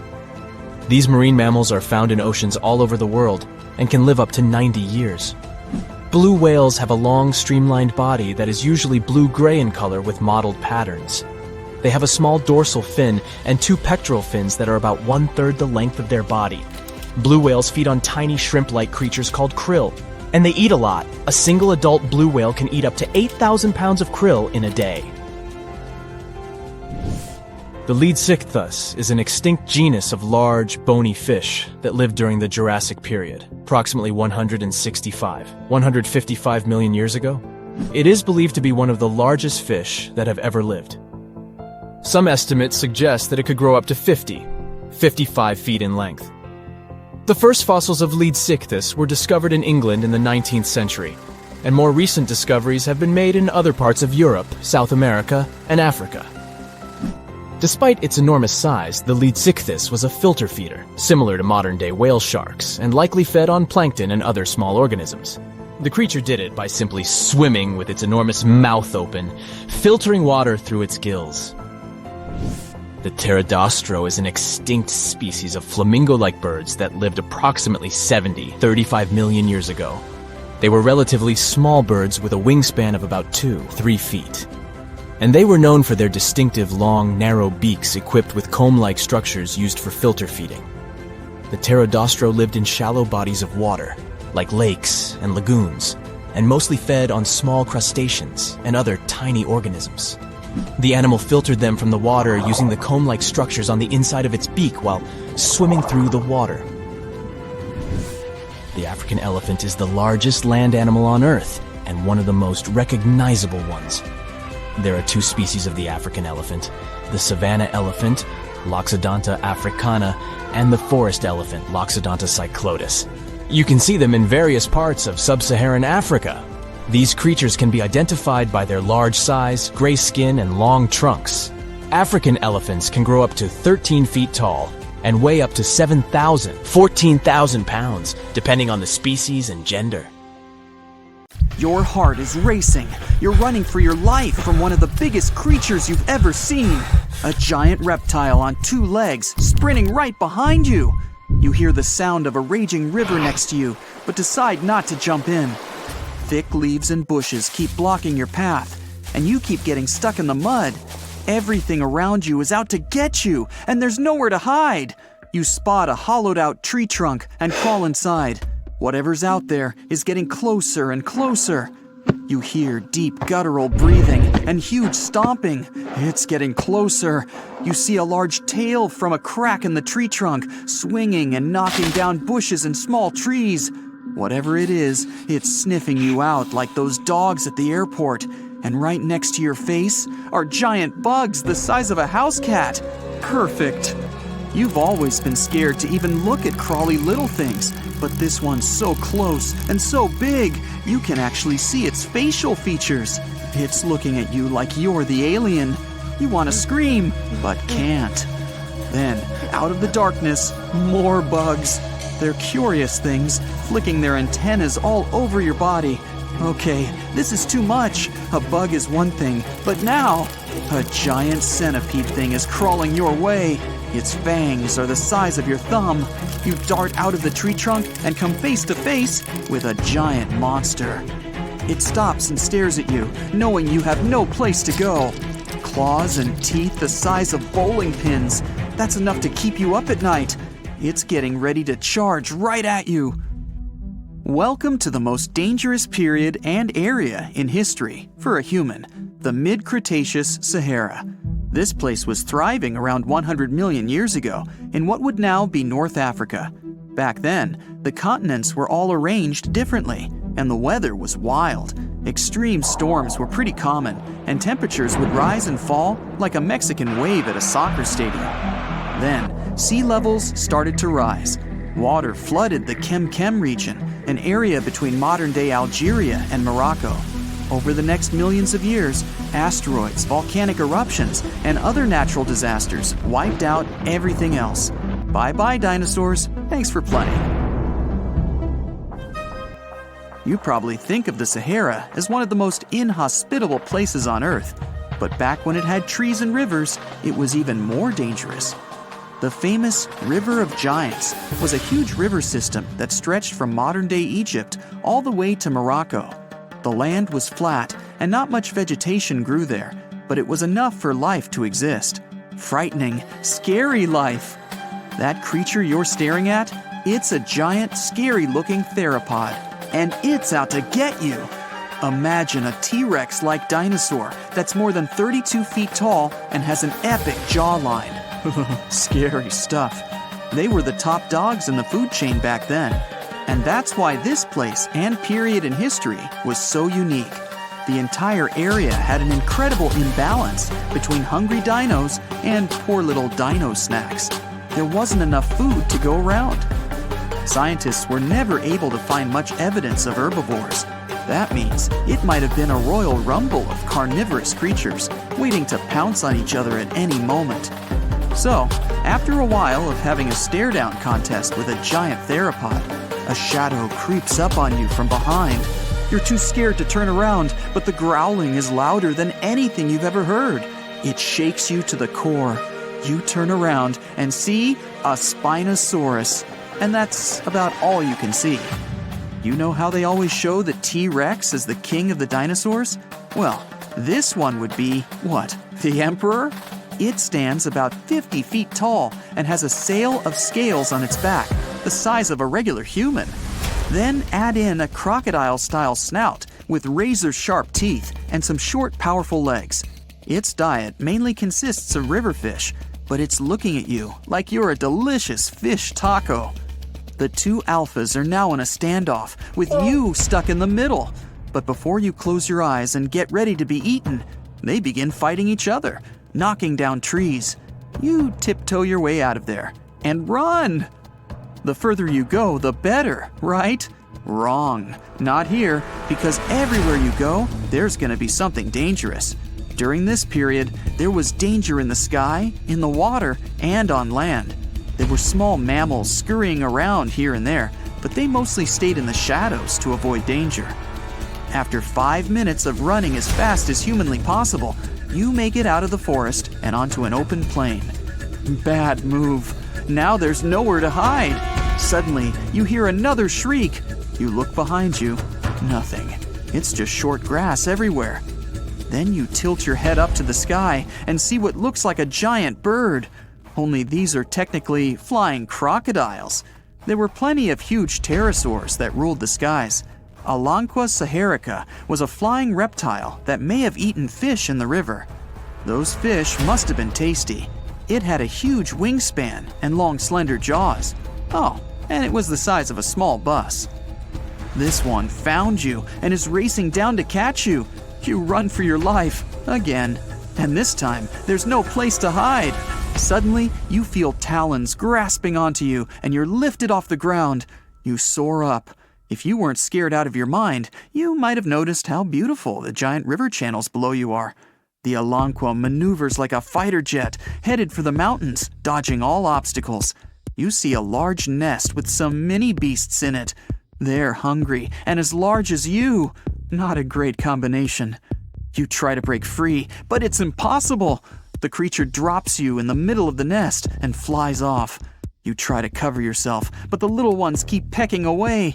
It's only a matter of time before it's too late. You look down below you and see the river.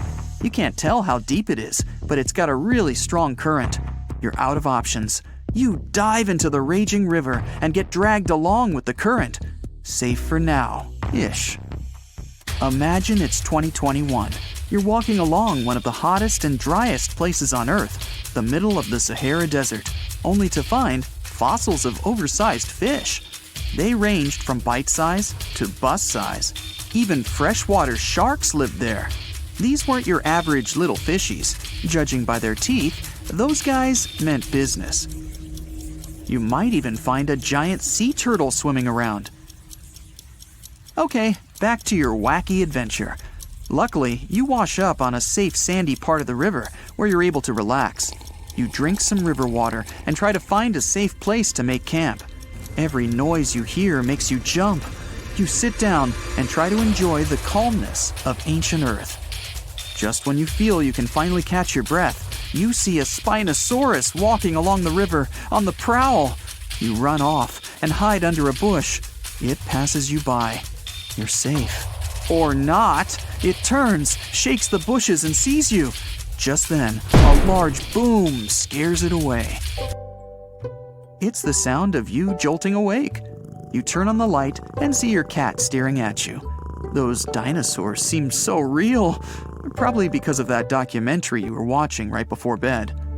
The entire Mid-Cretaceous ecosystem depended on rivers for daily life. Just like all ancient civilizations, rivers were essential for the creatures of the time.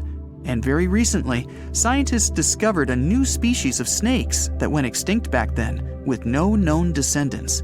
To understand these ancient ecosystems, it's important to know a lot about fossils. You might find two different fossils side by side, but those animals might have lived millions of years apart. Now, if Earth's history were a movie, we humans would only take up the last second of the end credits. Our planet has been around for about 4.6 billion years, but our human story began about 300,000 years ago in Africa. Now our ancestors had some wild adventures in nature. They could have run into creatures so big they'd make today's elephants look like puppies. The woolly mammoth is a pretty famous animal, sure. His cousin, though, the Columbian mammoth, not so much. This giant used to roam places from Canada all the way down to Mexico. Unlike the furrier woolly mammoths, which hung out in colder places, these animals had shorter hair, resembling huge elephants. They also had incredibly large tusks, like 12 feet worth of spiraling, sturdy tusks. And they weren't just for show, they came in handy when facing predators. That includes our ancestors. If you think about sloths these days, you're picturing these adorably slow creatures. They couldn't possibly be in your list of most dangerous animals. Well, their grandparents might have. For starters, we call them ground sloths, and they vary a lot in size. Some were as big as rhinos, and others, like the Megatherium, were as colossal as elephants. Imagine seeing a 20-foot-long sloth which doesn't mind chewing on some meat every now and then, at least in theory. Ever heard of Bigfoot? Well, our next animal kind of looks like him, but is a distant cousin to orangutans. Meet Gigantopithecus, the largest primate to ever call our planet its home. Standing tall at 10 feet and weighing more than 600 pounds, these animals were amazing to look at in real life. Unlike Bigfoot, they weren't constantly hiding. In fact, it's believed they were peaceful and gentle creatures. Sadly, they faded away about 100,000 years ago, mainly because their food sources slowly became unavailable. Those lush, fruity forests they called home eventually turned into dry grasslands.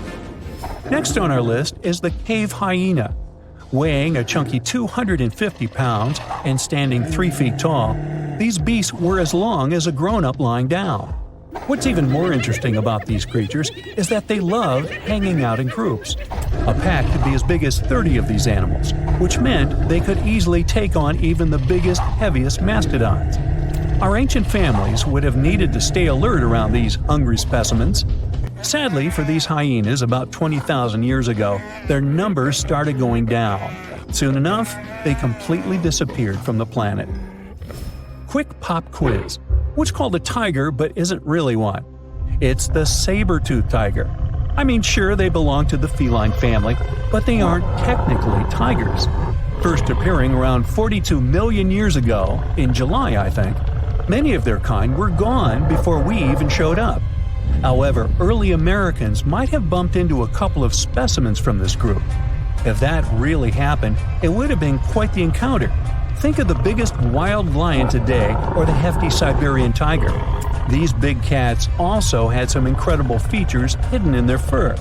They were good at sneaking around, hiding, and pouncing on mammoths bigger than themselves. Their bite wasn't that strong, but they could open their jaws wide, like twice as much as a lion. And although their teeth were a bit on the weak side, they had buff forearms to pin down their dinner, giving those big fangs a purpose. Not the kind of kitty you'd want to play with. Dire wolves made their debut about 250,000 years ago. They were like the gray wolves we know today, but a lot stronger.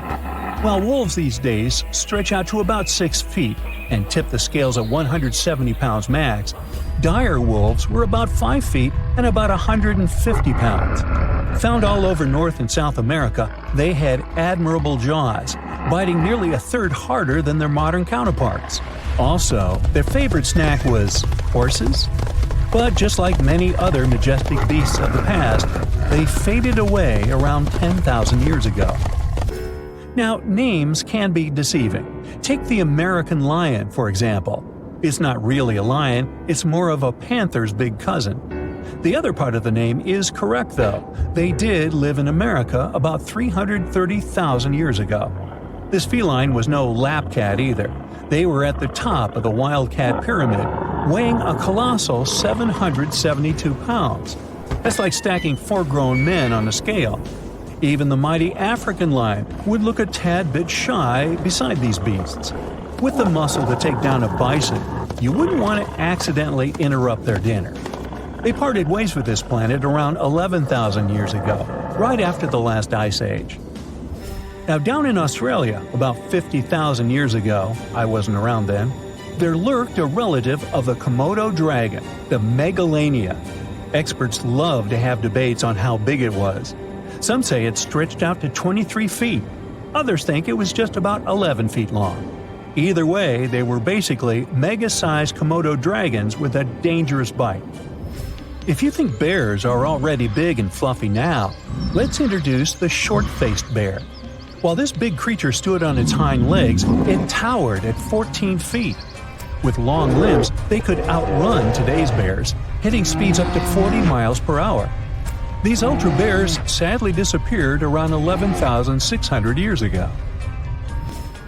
Now imagine a crocodile. Okay, imagine that same crocodile, only supersized, with sporty legs, doing its thing in Australia about 1.6 million years ago. Well, say hello to the quincana. These crocs were extremely large, reaching 23 feet. And no, they weren't lazy river loungers. These creatures really love spending time on land.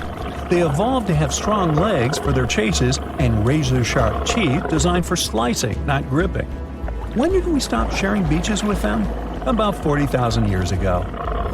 The name elephant bird might not sound familiar, but try to picture a bird that stood tall as high as a basketball hoop at 10 feet and weighed as much as a small car, 1,500 pounds. Their eggs were equally huge, like 150 chicken eggs bundled up into one. Now, as amazing as these birds sound, there's a lot we still don't know about them. They're hard to study, as most extinct animals are. Still, some recent studies have given us some clues. Scientists have been examining ancient molecules from their fossilized eggshells. It's an awesome piece of evidence, since these birdie shells were thick, preserving precious DNA inside.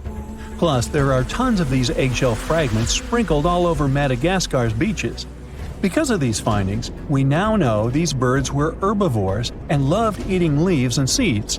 We also know the tiny kiwi bird is its closest living relative. Now, dodos were these amazing birds we also used to share the planet with. They're like distant cousins to ancient pigeons. To give you some perspective, imagine a chunky bird weighing about 50 pounds. Similar to chickens, turkeys, and ostriches, dodos were also the types of birds that couldn't fly. Their wings were small, and they had the muscle strength of, well, a wet noodle. Now, you might have heard the word dodo used as a name for creatures that aren't that bright. Don't get confused, though, by this name. These birds were in fact intelligent. Scientists were able to figure that out by studying their fossils. It turns out that they were good at smelling stuff, unlike most birds that are all about the visuals. These creatures aren't around for us to study anymore, but that might change. One evolutionary biologist is on a mission to fully understand these amazing ancient birds. On that note, she revealed that the dodo's DNA has been completely sequenced. There are even talks about potentially bringing dodos back to life. They would make a nice addition to the lovely beaches of Mauritius, the place they used to call home many, many years ago. Australia used to have its own giants. Those were huge animals that could have dwarfed anything living on this continent these days. Scientists found the remains of many of those ancient creatures in the Anaconda Caves in South Australia, 4 hours away from Adelaide. It's a lovely region, but it can be treacherous. Watch out for holes the ground is pocked with. Known as pitfall traps, many of them are no wider than a coffee table. They're deep and plunge into the darkest of caverns. One of such caverns is called Victoria Fossil Cave, and it's a treasury that's been hiding the bones of around 45,000 animals for centuries. Some of the oldest bones belong to creatures far more terrifying than any animal you can encounter today. Those were the ancient Australian Mega-fauna, huge beasts that roamed the continent during the Pleistocene epoch. During those, there were giant snakes, huge flightless birds, wombat-like creatures the size of a rhinoceros, and many others. One of the largest examples of the Australian megafauna scientists have discovered so far is the Diprotodon. That giant herbivorous creature was 10 feet long and 6.5 feet tall, and weighed more than 6,000 pounds, about as much as a small Asian elephant. Even though this terrifying beast didn't eat meat, it could have smashed other animals with its sheer weight. Scientists have found the remains of hundreds of such creatures all over Australia, so it's safe to say that no other animal from that time or in that location was larger than this giant. Despite its creepy appearance, the Diprotodon was a relative to the modern-day wombat, and those are known to sometimes pounce humans. The Diprotodon had toes that pointed inward and were well suited for digging burrows. On the other hand, Diprotodon was a giant, and it was unlikely that it used to do so. It was likely a trait it had inherited from its smaller burrowing ancestors, or it could have used its claws to search for roots. This theory is supported by the fact that the animal's pouch was facing backward. It prevented any dirt from collecting inside while the creature was digging. Since this animal was so big, it didn't have to worry much about predators. Up until 60,000 years ago, when the first humans appeared on the continent, full-grown Diprotodons only had to look out for creatures like the quincana. Measuring in at a whopping 20 feet long, the quincana was a land crocodile. It lived in Australia from around 20 million to 40,000 years ago. It disappeared along with most other mega creatures of the last ice age. It's thought to be the result of the first humans coming to the continent. Even though the quincana was extremely fast and dangerous, it was possible that this creature got outcompeted by human hunters who took all available prey. Unlike modern crocodiles that are mainly aquatic, that mighty beast was a land dweller. Scientists figured it out by studying the quincana's legs. They were able to support and carry the body clear off the ground. It means there was no escape for ancient people once the quincana spotted them. Modern crocodiles can only push themselves along on their bellies. Such an adaptation allowed the quincana to chase its prey for long periods of time, exhausting it in the process. Another creepy feature of this ancient monster was its teeth. Aquatic crocs have conical teeth. Those are great for gripping and holding on to prey underwater. But quincana had knife-like teeth, ideal for slicing soft-bodied animals like, mammals. Another Australian monster, Thiacoleo, wasn't all that large, but it didn't make it any less terrifying. It was still among the top predators and the biggest carnivorous animals in Australia. This creature was a true oddity of nature, even by prehistoric standards. First, its teeth resembled not those of a regular predator, but those of a rodent. Its front incisors were enlarged, taking the place of canines. Premolars were also shaped like blades. They were used for cutting flesh and bone. At first, scientists thought that Thiacoleo used those teeth to eat nuts and fruits. But later, a study showed that the use of such teeth was better suited on necks and spines. The jaws of this ancient creature were immensely powerful. A 220-pound Thiacoleo had a bite force similar to that of a present-day 550-pound lion. It means that the animal could easily bring down prey much larger than itself. Then there was Thiacoleo's tail. It had strong muscles which provided the animal with the ability to use the tail as support when tackling large prey. The Thiacoleo had retractable claws, and this feature is very uncommon among marsupials. It allowed the animal to keep its razor-sharp hooks from getting blunt and could help it get a better grip on its prey. Scientists are quite sure that, like today's leopards, the Thiacoleo could climb trees and jump on other animals from above. It was done so fast and stealthily, they never knew what hit them. The creature's rear feet support this theory. The first toe there was reduced, but the foot had a rough pad like what modern-day possums have. It allowed them to have a better grip while climbing. Right after scientists found the first skull of the Meliolania, this animal was classified as a lizard. That's why its name translates to small groomer. But after they discovered more complete fossils, it turned out that the Meliolania was a giant turtle. But that's not all. It was one of the largest land turtles to ever have existed. The main reason researchers initially believed the creature to be a lizard was the fact that its skull was adorned with a series of spikes. It's something the modern-day horned lizard can boast. But even after discovering the true nature of the Meliolania, scientists still don't know how to properly catalog it. It might have been a creature that folded its neck under its spine, or it could have folded it to the side.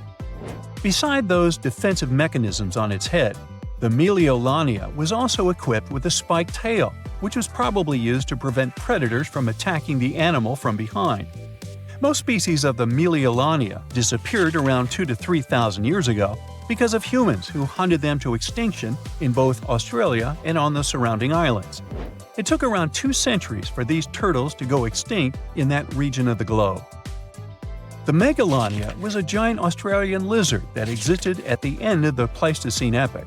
It looked like a Komodo dragon and the Australian monitor lizard, which are both believed to be Megalania's closest living relatives. Fossils tell us that the ancient animal was anywhere from 15 to 26 feet in length. Ow! The youngest fossil remains of this ancient Australian monitor lizard date back to about 50,000 years ago. The first indigenous settlers must have encountered Megalania, which led to the lizard's extinction. Originally, scientists thought that the Megalania was the only member of the genus Megalania, but these days it belongs to the genus Varanus, which means that the prehistoric creature is closely related to other Australian monitor lizards. Our next giant creature on our list was once dubbed an ostrich on steroids. I mean, look at it. It was the last of the thunderbirds to go extinct in Australia. The Genurus lived on the continent at the same time as early humans. They might have coexisted for 15,000 years or so before the huge bird eventually disappeared. This theory has some proof. The bird's fossils found along with human artifacts. Some cave paintings also depict flightless birds similar to the Genoris in size and shape. Although it wasn't the largest bird in Australia, the goose-like creature was still as tall as a grown-up man and weighed around 550 pounds. Even a modern-day ostrich can be dangerous if it feels threatened. Imagine meeting its giant prehistoric relative. Scientists are still arguing about its diet. Many believe the creature was an herbivore, but there's still a chance that the Genoris was a partial scavenger. Its small, stubby wings and powerful hoof-like legs hint that the bird could have been a plant eater. But its huge beak and exceptionally deep lower jaw evoke suspicion. Such features are highly unusual in birds. You're strapped in a boat cruising down the Amazon River with the sun scorching hot. As you check out your map, your boat starts rocking back and forth. The water is starting to get more intense, so you hang on for dear life.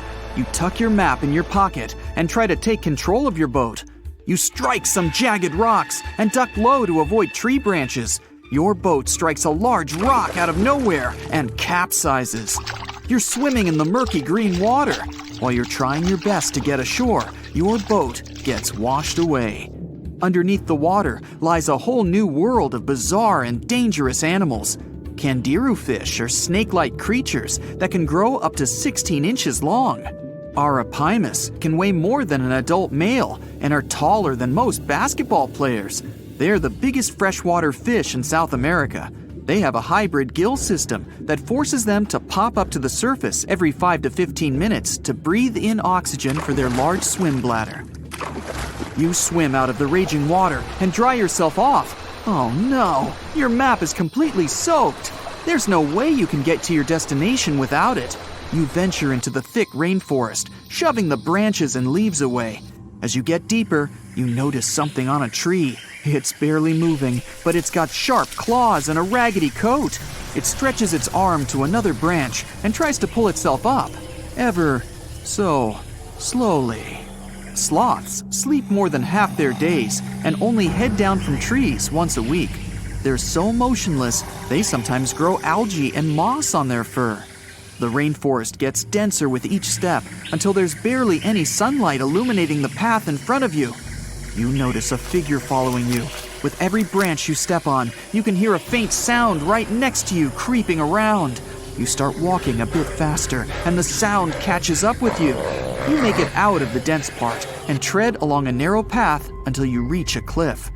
You can't walk normally here, so you pin against the wall and walk sideways to cross the hills. You slowly move across with the river 30 feet below you. You move your right foot, and some rocks fall into the river. You keep going and misstep. You're about to fall, but you hold on to a large tree branch and pull yourself up. You notice a couple of colorful poison frogs inches away from your fingers. Touching any of these frogs can be extremely dangerous and harmful, despite their amazing color patterns. The golden poison frog is one of the most poisonous animals in the world. One of them hops right next to you, so you let go of the branch and fall back in the river. The river is washing you down until you reach a calm current. Underneath you is a swarm of piranhas swimming with their sharp teeth. The red color on their skin is unmistakable, so you swim off like an Olympic athlete. Piranhas will eat anything that gets in their way, no matter the size. You grip onto a log and climb up a small rock to catch your breath. There's a huge electric eel underneath the rock. Despite their name, they're more related to catfish than eels. They use their powerful 600 volts of electricity to defend themselves and catch food. You're stuck, unless you're like the common basilisk that can run on the water like a jet ski. These incredible lizards have special webbing on their toes and can run the distance of a basketball court. You hop on a bunch of rocks until you reach the land. You continue walking along the riverbank until you come across a moving rock. You rub your eyes and see it moving again. It's a dinosaur-looking turtle that resembles a crocodile with armor. The mata mata is a freshwater turtle that disguises itself with its surroundings to catch prey. Their heads stretch longer than their bodies. You shimmy your way past it and continue. You head back into the rainforest and find a spot to rest. Wait, there are giant ants everywhere! They're the biggest ants in the world and can produce one of the most painful stings out there, even comparable to a wasp's sting. You immediately get up and find another place to rest. As you continue walking along, you notice the same feeling of something following you. You can hear some leaves rustling, but it's getting dark and there's no way of telling. You find a nice little spot to build a campfire and catch some Z's, but in the Amazon, everything is a threat. Except for those cute capybaras wandering around. They live in groups next to water sources. They're also the biggest rodents in the world. You don't need to worry about them if you're stuck in the middle of the Amazon rainforest. Suddenly, you feel something slithering up next to you. You look down and see a massive green anaconda just about to constrict you. They are the heaviest snakes in the world and can grow up to 20 feet long and have a huge appetite. You get up and sprint your way out of there. All right, you found a decent cave to crash in. It's daytime again, and you're still alive. You continue walking along the rainforest. You were able to find some breakfast to boost your energy for the rest of the day. You spot something on a tree that looks like a branch, but it's actually a potu, a master of disguise that can spend days motionless on broken tree branches. These bizarre birds use those branches as their permanent home, where they lay their eggs and chill all day. You continue your way through the rainforest and see a Brazilian wandering spider crawling on a tree branch right in front of you. 8 of these species can be found in the Amazon area. They are some of the most aggressive and venomous spiders out there. So, you make a big detour and walk away from it. You feel someone walking next to you again, but you still can't figure out what it is. You see a steep cliff with a waterfall hitting a large lake ahead of you. Looks peaceful, until you see a team of black caimans gathering around the shore. They're the biggest predators in the whole Amazon ecosystem and feed on anything that moves. It's a good thing you're on high ground, otherwise, whoa! You slip and fall down the river, right on the deep end. So far, no caimans spotted you. You swim underwater and try to get to the opposite end of where the reptiles are. As you climb out and dry yourself off, you notice some large black spots on you. You try pulling them off, but they've latched on pretty hard. The Amazon giant leech finds its target by tracking movement and shadow. Once they attach themselves to the skin, it's extremely difficult to extract them. The best way to do so is to slide your finger next to its mouth and pull it off slowly. Ugh. You manage to get them off your body and see that the caimans are swimming towards you. You're pinned to the wall with the lake of hungry reptiles approaching. Suddenly, a pink dolphin jumps out of the water and splashes all over them. They can grow larger than humans and are the celebrities of the Amazon. Scientists think they get their color from the blood capillaries on their skin. The Amazon even has bull sharks swimming around. These carnivorous giant fish are threatening to humans and can swim in both saltwater and freshwater. These sharks prey on anything within their reach, including other sharks. The dolphin distracted the caimans, so you climb up the cliff and try to find the best way to escape. Opened jaws waiting for you to fall into the pit are right below you. You're lucky enough to escape to the top, but as your arms pull you up, the first thing that you see is a jaguar looking straight at you. It's the creature that's been following you this whole time. You get up while it starts circling you, timing its strike. You know that you can't take on a jaguar, nor can you outrun it, so you grab a large tree branch from the ground to defend yourself. It jumps at you, but you duck down in time. The jaguar lands in the water far away from the caiman crocs. It's a good thing these large kitties are excellent swimmers. You pick yourself up and continue. And to your surprise, you find your boat again. You fix it up and sail your way out of the Amazon. Whew! Now, of course you know that the Amazon River is famous for its piranhas, bull sharks, and other creatures you don't want to meet. But there are even more dangerous rivers in the world. The deepest of them, the Congo, goes so far down in some sections that even light can't reach there.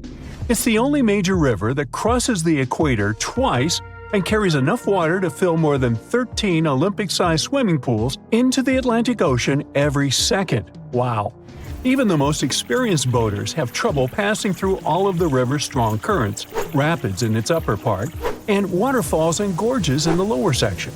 The Congo currents are so fast and powerful that they even divide animals like mountains and oceans do. There are new species of fish evolving separately on the two banks as they can't reach the other side and breed with each other. One of the most dangerous types of fish living here is the Goliath tigerfish. These monsters, that grow up to 5 feet and travel at the speed of 25 miles per hour, are relatives of piranhas. Their mouths are full of vicious, razor-sharp teeth. Their females lay hundreds of thousands of eggs, and the offspring are predators from birth. You have a good reason to fear the Goliath tigerfish, as they're the only freshwater fish in Africa that have attacked crocodiles and even humans. Okay, not swimming there. There are dense jungles and more hungry wildlife, including snakes and some aggressive hippos, all along the river. Still, it's used as a water highway in Central Africa, so barges traveling on it for weeks are often crowded with up to 2,000 people and capsize every now and then. And if you believe the local folklore, there's one more thing to be afraid of: the one who stops the flow of the rivers, a dinosaur-like beast that is said to live in the Congo River basin. There have been over 100 sightings over the last century, but no one can provide solid evidence the beast is real. At the turn of the 21st century, there was a series of terrible, mysterious stories on the Kali River in Asia. Something described as a mud-colored water pig would drag swimmers underwater in front of terrified eyewitnesses. British biologist Jeremy Wade stepped up to crack the case. He noticed that all the scary incidents were happening in one specific spot, stretching about 4 miles. Villagers told him this creature was growing big and bad from all the food it got. Wade examined the water with a depth sounder and thought it could have been a whirlpool. Then the monster dragged a domestic water buffalo into the water. The buffaloes are big and heavy, so the creature that attacked it would have to be super strong. Saltwater crocodiles don't go so far inland, and the most common local species of crocodiles don't live in cold waters. There were no bull sharks in the area either. Finally, Wade spotted several goonch catfish underwater. Some of them were human-sized. They couldn't capture these monsters with a regular fishing rod, but a special ceremonial construction did the job. The largest fish was 6 feet 7 inches long and 3 times the weight of an average gaunch. It was large enough to take down a human or a large animal, but Wade mentioned there could be even bigger ones living in the Kali River.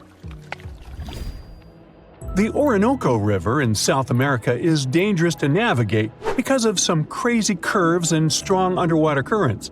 It's easy to get lost here, even if you have your GPS on.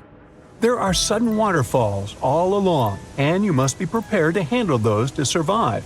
The river is the only home to a rare Orinoco crocodile and has some pretty scary-looking vampire fish swimming around. This payara fish has sharp, spiky daggers that line their gums and 2 elongated fangs that rise from their lower jaws. Could probably use an orthodontist and some braces, you think? It's a ferocious hunter constantly looking for the next victim, which is going to be a medium or large-sized fish. If a human catches a payara, it will defend itself, leaving cuts, nips, and bites, but there are no known cases of this cutie taking a human life. Well, that's good. The Yellow River in China received its name after its color, but it wasn't always this yellow. It was first formed at least 30 million years ago and shifted its course over 30 times over the centuries. Yellow sediments moving downstream from a plateau in the distance transformed it from clear to muddy. This fine-grained substance piled up at the bottom of the river and formed natural dams. The huge amounts of water that the river carries need to find their way to the sea, and that's when major floods happened, taking several million lives in various epochs. The locals tried to solve the problem by building higher and higher levees, but it only made things worse. Water coming out of the river would now have nowhere to back up, as the riverbed was higher than the surrounding land. This even shifted the river's mouth. Now there are massive dams and dikes all along the river to try to contain it.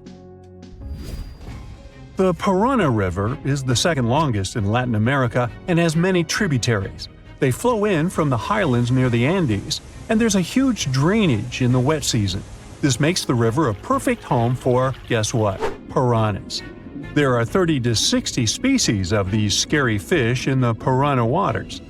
In late 2013, they attacked bathers cooling off by the water on a hot day.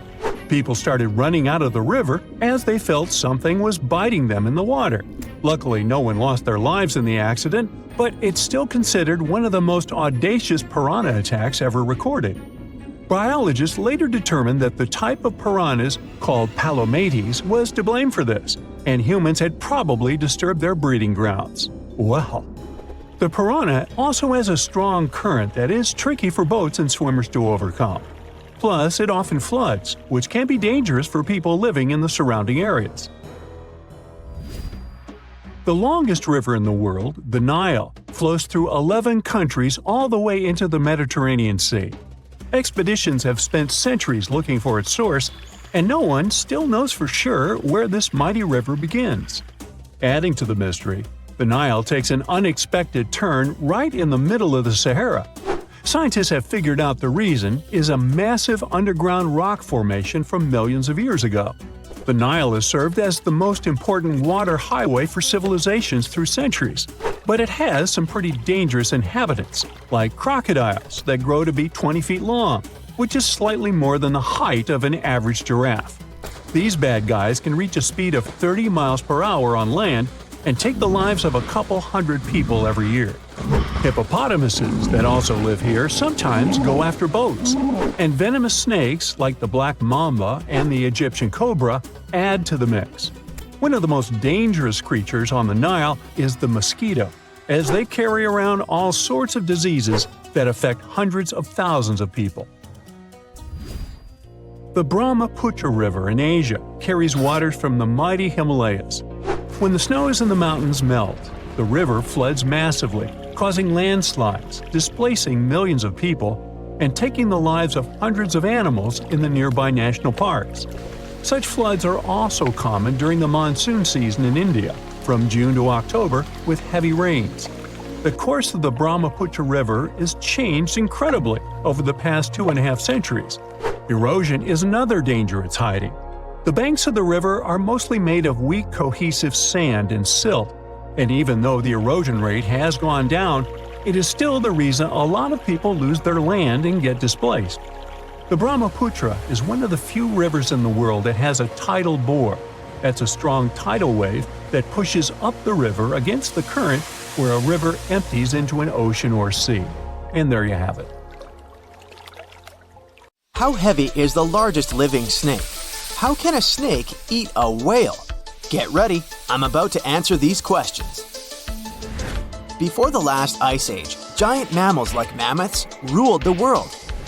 The modern animal kingdom we're familiar with was shaped around 55 million years ago. I mean, there were still 1,000-pound bear dogs living from Asia to America. But modern whales, for instance, began to appear later. I'm saying modern whales because, surprise, surprise, whales weren't always fully aquatic.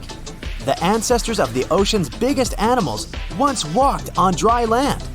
They had 4 legs and lived on the coast. Now, I want to introduce you to a snake that used to eat these whales, the Palaeophis, a genus of a marine snake.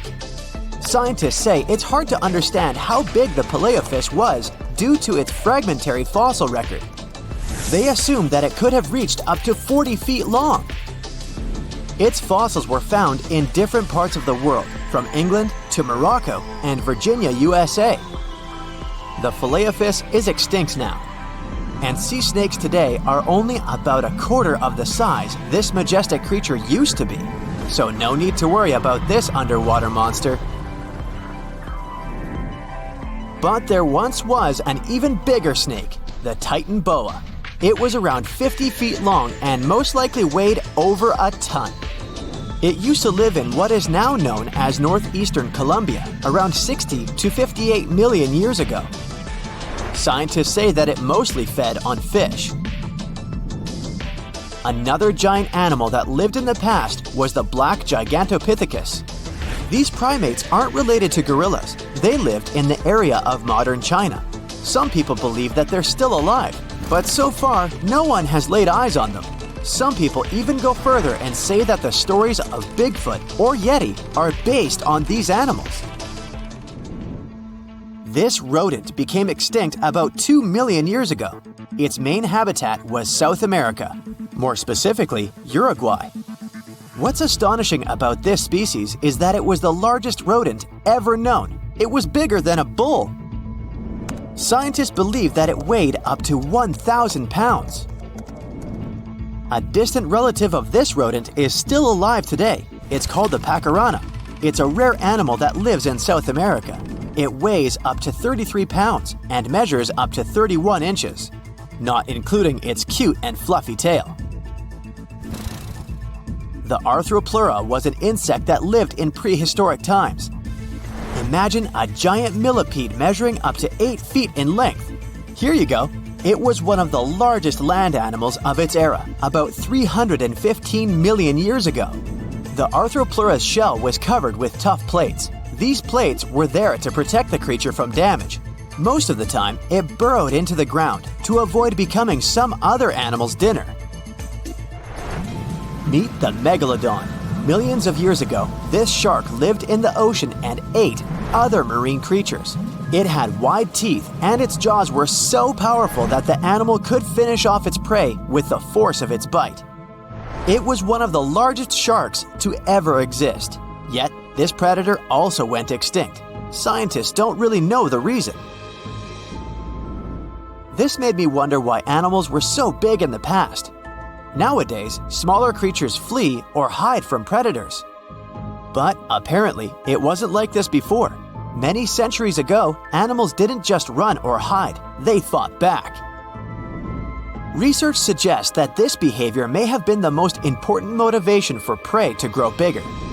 A study compared the skulls of ancient animals to those of their modern peers. The skulls of predatory animals have become shorter and narrower, while the skulls of the animals they hunted have become longer and broader. This means that predators learned to become experts in hunting, while prey worked on developing their defense skills. You see, a larger body size was a great advantage because it made it harder for predators to take down the animals they hunted. The bottom line, self-defense made prehistoric animals larger. The second reason why ancient animals were larger is related to their bones. They had hollow bones, which are lighter than solid bones. This type of bone allowed large animals to move quickly. Let's take sauropods. They were a dinosaur subgroup. Sauropods had giraffe-like long necks and snake-like long tails. Compared to their body size, their head was really tiny. But since their bones were quite light, they could move around without having to carry additional weight. The eating habits of these animals were also related to their body size. When experts examined the fossils of one extinct mammal species, they found out that these animals had a diet that was high in nutrients and low in fiber. And this mammal was the largest land animal of its period. In other words, following this diet, mammals could grow to be very large. There was plenty of food out there, so they didn't have to worry about finding it. Fun fact, these animals also took chewing out of the picture. They could swallow their food in large pieces instead of taking small bites. Environmental conditions also played an important role in the evolution of larger animals in prehistoric times. Those animals tended to live in warm, moist climates that provided them with a lot of food. They didn't have to compete for food sources. Researchers believe that because of these conditions, natural selection worked in a certain way. I mean, body size was more important than such traits as agility and speed. Oh, and did you know that large animals tend to produce more carbon dioxide? And ultimately, a bigger volume of carbon dioxide increases the amount of vegetation in the animal's habitat.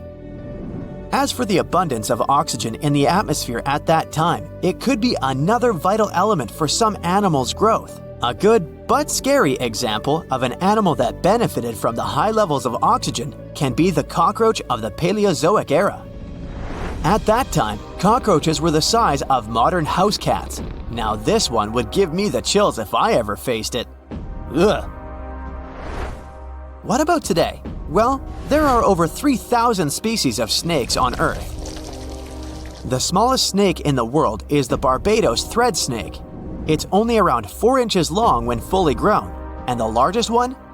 It's the reticulated python. This snake reaches around 20 feet in length. The longest python was discovered in 1912. It measured 32 feet long. As for the largest and heaviest reticulated python, it was named Medusa. Medusa was approximately 25 feet long and weighed 350 pounds. These reptiles lived in Southeast Asia in rainforests, woodlands, and grasslands. Don't be confused though, the reticulated python isn't the heaviest snake in the world. This title belongs to the green anaconda. It weighs approximately 500 pounds. Green anacondas are found in South America and Trinidad in damp, humid areas. I have a bonus for you. Here is a flying snake. You can find these snakes in Southeast Asia. They don't fly like birds, of course, but they do use the power of flight. They can go as high as 300 feet. They leap from tree branches into the air. Once they take off, it's all about aerodynamics. Their main technique is flaring their ribs and pulling in their abdomens. While airborne, they undulate from one side to another and slightly up and down. This motion helps snakes to turn and glide. Why bother with all this if they can just crawl in an old-school way? Scientists aren't sure, but they believe it might be related to escaping from predators. This way, they move from one tree to another without having to get down to the ground. Every now and then, people discover fossils of animals that lived millions of years ago. These ancient discoveries continue to capture our imagination. Which of these animals would you like to see alive? So, does the mysterious Devil's Gardens in the Amazon rainforest ring any bells? Don't worry, it's not some spooky phenomenon. It's the work of some tiny but mighty insects called the lemon ants. These ants inject a natural herbicide, formic acid, into any other plant that is not the tree species that they call home. By doing this, they create a space for their treehouse saplings to grow, allowing the ant colony to expand as it occupies new nesting sites in the saplings. That's some efficient gardening, if you ask me. But don't be fooled. These devil gardens are not just a bunch of boring old trees. In fact, they are botanical anomalies that grow very slowly every year, and some of them are over 800 years old. Who knew ants could create such impressive and long-lasting structures? Of course, the rainforest is still one of the most diverse ecosystems on Earth, with a remarkable diversity of plant life. But it's fascinating to see the control ants can have over their environment, creating single-species structures in such a complex ecosystem. But where does the name Devil's Garden come from? We know ants are to blame, but is there something else hiding in the Amazon rainforest? Well, picture this. You're strolling along, taking in the lush foliage, when suddenly you stumble upon a clearing. But wait, there's something strange about this patch of land. There's no vegetation, just a handful of trees standing alone in the dirt. What's going on here? It's easy to understand why people came up with this name after seeing the weird stretch of vegetation. And as humans do, they came up with quite an impressive legend to back up the story. It was said that the inhabitant of this eerie oasis was a shape-shifting evil spirit, like me. Just kidding. This little guy may have looked like a misshapen person walking on one hoof and one human foot. But don't be fooled.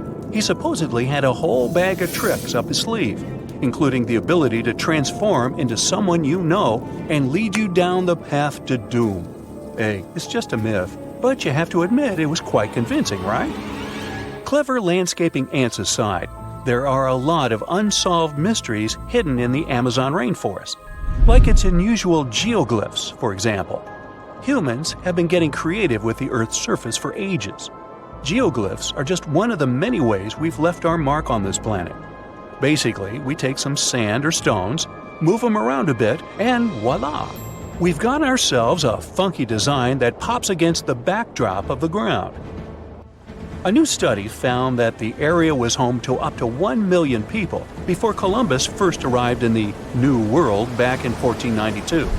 That's a lot of people, and they left behind some pretty cool stuff. The Amazon rainforest is already amazing, with 1 in 10 known species in the world living there, and 1 in 5 of Earth's birds. But did you know that over the past few decades, archaeologists have discovered evidence of numerous large complex societies that may have inhabited Amazonia? It turns out that the Amazon rainforest was not just a pristine wilderness, but a hub of human activity as well. These South American geoglyphs are particularly interesting. They're these huge structures that combine square, circular, and hexagonal shapes. Archaeologists have found very few remains of habitation inside the enclosures, which suggests they were not settlements. Instead, the most likely explanation is that they were used for ceremonial gatherings. The exact function of these structures is still a mystery, though. To find out how widespread human settlements were in the Amazon, scientists focus on the basin of the upper reaches of the Tapias River, a major tributary of the Amazon. Using satellite images, they discovered 81 new archaeological sites in the upper Tapias Basin, with a total of 104 earthworks. That means there is no gap in the network of earthworks spanning across Amazonia's southern rim. When researchers conducted ground surveys of 24 of these sites, they found evidence that the sites they visited were once inhabited. These sites dated from 1250 to 1500 CE and range from about 100 to 1300 feet wide. The largest were typically hexagonal fortified settlements, suggesting a certain degree of planning and uniformity in their construction. Based on the size and distributions of the earthworks, the researchers suggested that similar settlements may have extended over about 154,000 square miles of the southern rim of the Amazon, supporting a population of between 500,000 and 1 million people in late pre-Columbian times. Of course, the new study doesn't mean the Amazon rainforest was ever a teeming megalopolis. It's still mostly uncharted, so we have no idea how pre-Columbian populations were distributed across Amazonia. But it's exciting to learn about these ancient societies and the cool things they left behind. The scientists plan to do more excavations in the upper Tapias Basin to refine their understanding of the cultural developments there. Who knows what they'll find next? Maybe a lost city full of treasure and adventure. Also hidden in the vast habitat of the Amazon is this next quirky creature. Ever heard of the Amazon pink river dolphins? Unfortunately, there is still so much we don't know about them. First things first, though, let's talk about what they look like. So picture this, a small, light-colored dolphin with a pink nose and lips. They're the Barbie of dolphins. Aside from that, they look like regular dolphins with plump bodies, bulbous foreheads, skinny snouts, chubby cheeks, and small eyes. They can be found in countries like Bolivia, Brazil, Colombia, and Peru. They're also the only species of river dolphin found in the Amazon River. Unfortunately, these little guys are officially critically endangered species, so there are not many specimens available that scientists can study. No other name is more famous when it comes to exploring the Amazon rainforest than that of Percy Fawcett. He dedicated his life to exploring the area in search of a lost city. And not just any city, but an ancient, mysterious city that he called Z. Sounds like something straight out of an Indiana Jones movie, right? Percy was born in England in 1867 and had quite a career before he started exploring. But he didn't let his profession hold him back from following his dreams of exploring South America. In fact, he made 7 expeditions to the Amazon between 1906 and 1924. Each time getting closer to uncovering the secrets of Z. Now, let me tell you a little bit about how large the Amazon rainforest is. How big is it? I asked myself. It's so big that you could fit the whole of the UK and Ireland into it a whopping 17 times. That's a lot of trees and animals to navigate through. But Percy was up for the challenge. Despite his best efforts, Percy never found the lost city of Z, and sadly, he disappeared during his final expedition in 1925. but his legacy lived on through the years, inspiring many to become archaeologists and explorers themselves. In fact, a book called The Lost City of Z was written about Percy's adventures and was even made into a movie. It's not all hidden mysteries and wild nature out there. There are around 1 million indigenous folks living their best lives in the Amazon rainforest. That's right, they hunt, fish, farm, and even have access to Western medicine and education. But here's the kicker. Not all of these folks are keen on socializing with outsiders, and can you blame them? For years, loggers, miners, and ranchers have been, shall we say, behaving badly toward these communities. It's no wonder that some tribes have chosen to stay isolated and protect themselves from the dangers of the outside world. In fact, in 2018, Brazilian authorities were able to snap a photo of a man dubbed the Indigenous Man in the Hole. He's the last remaining member of his tribe. But don't feel too bad for him. He's doing just fine on his own and has made it pretty clear that he's not interested in outside visitors. The authorities still leave him some seeds and tools though, so it's not all bad news. You decided to go scuba diving for the first time. The water is clear and the sun is shining on the seabed. You take a few selfies and the fish swimming by when suddenly the ocean goes pitch black. You look up and, oh my, what is that gigantic animal? It's definitely not a shark, not a whale. Is it a turtle? Yup, but fear not, it's not gonna hurt you. If you had lived on this same Earth about 72 million years ago, then maybe this could have really happened to you. Scientists have recently found the fossils of a gigantic marine turtle that could have grown as big as 12 feet. If you don't have any idea of how big that is, let's see some examples. That's the average length of a hippopotamus, 6 golden retrievers, or 2 Michael Jordans stacked on top of each other. The turtle's scientific name is an homage to that old-school sea monster called Leviathan. Maybe you remember this from old-school history lessons. The Leviathan is supposedly a mythical creature that would swallow entire ships or people that were deemed too greedy by the creature. Can you imagine being swallowed by this humongous sea turtle? No, thank you. The fossils of this gigantic creature began to be excavated between 2016 and 2021, all the way in northeastern Spain. The first fossil was located by a hiker in the Spanish Pyrenees, and it was around 8 inches long. The pelvis of this turtle alone measured around 35 inches. It would definitely be one of the biggest turtles today if it hadn't gone extinct. FYI, the largest living sea turtles today can reach up to 6 feet in length, which is already pretty big. Now, how about a gigantic prehistoric scorpion? I bet most people here are not huge fans of these creatures, especially since they're poisonous, which is why the thought of a 9-foot-long aquatic scorpion might be the stuff of nightmares. Let's just say that if they hadn't gone extinct some 400 million years ago, lakes and rivers would be much more dangerous places for humans today. These gigantic insects were considered to be apex predators in their time, hunting everything from fish to other animals, even of their own kind. Yikes! I got goosebumps just imagining these creatures. Should we thank the asteroid that hit our planet now or later on in this video? Another prehistoric animal that would shock humans if it were still alive is the so-called Megatherium, a gigantic sloth. This huge sloth is believed to have grown up to 20 feet long, and its weight could be up to 8,000 pounds. It was found in the woodlands and grasslands of South America. The creature used to stand on its 2 feet in order to reach leaves on high branches. These giant sloths had huge claws. They helped them climb trees. I gotta say, I feel uncomfortable imagining these elephant-sized sloths climbing trees. Oh, of course, some dinosaurs will make our super-sized creatures list.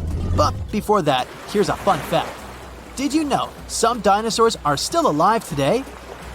Scientists have proven that birds are classified as theropod dinosaurs. Such infamous creatures as the T-Rex and Velociraptor belonged to this group. I'm sure you've heard these names even before you watched Jurassic Park. The Velociraptor is that scary dino that breaks into the kitchen.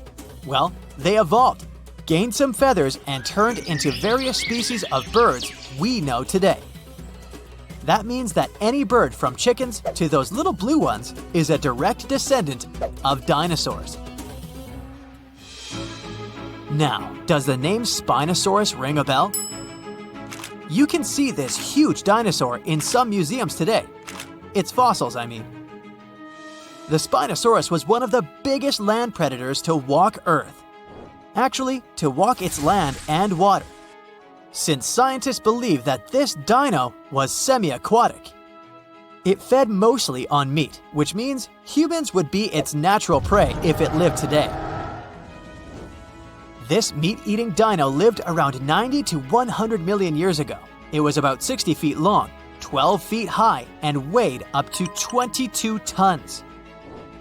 Its head was around the size of 8 bowling balls and was shaped like a crocodile's face. Basically, the Spinosaurus was a big African elephant with the face of a crocodile. Just kidding. But that would look funny though, wouldn't it? A much more attractive dino was this guy.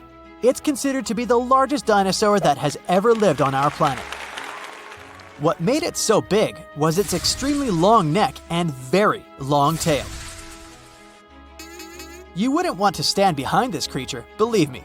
If it decided to swish its tail, you'd get catapulted very far away. This creature lived around 100 million years ago, and its fossils were first found in Argentina around 2012.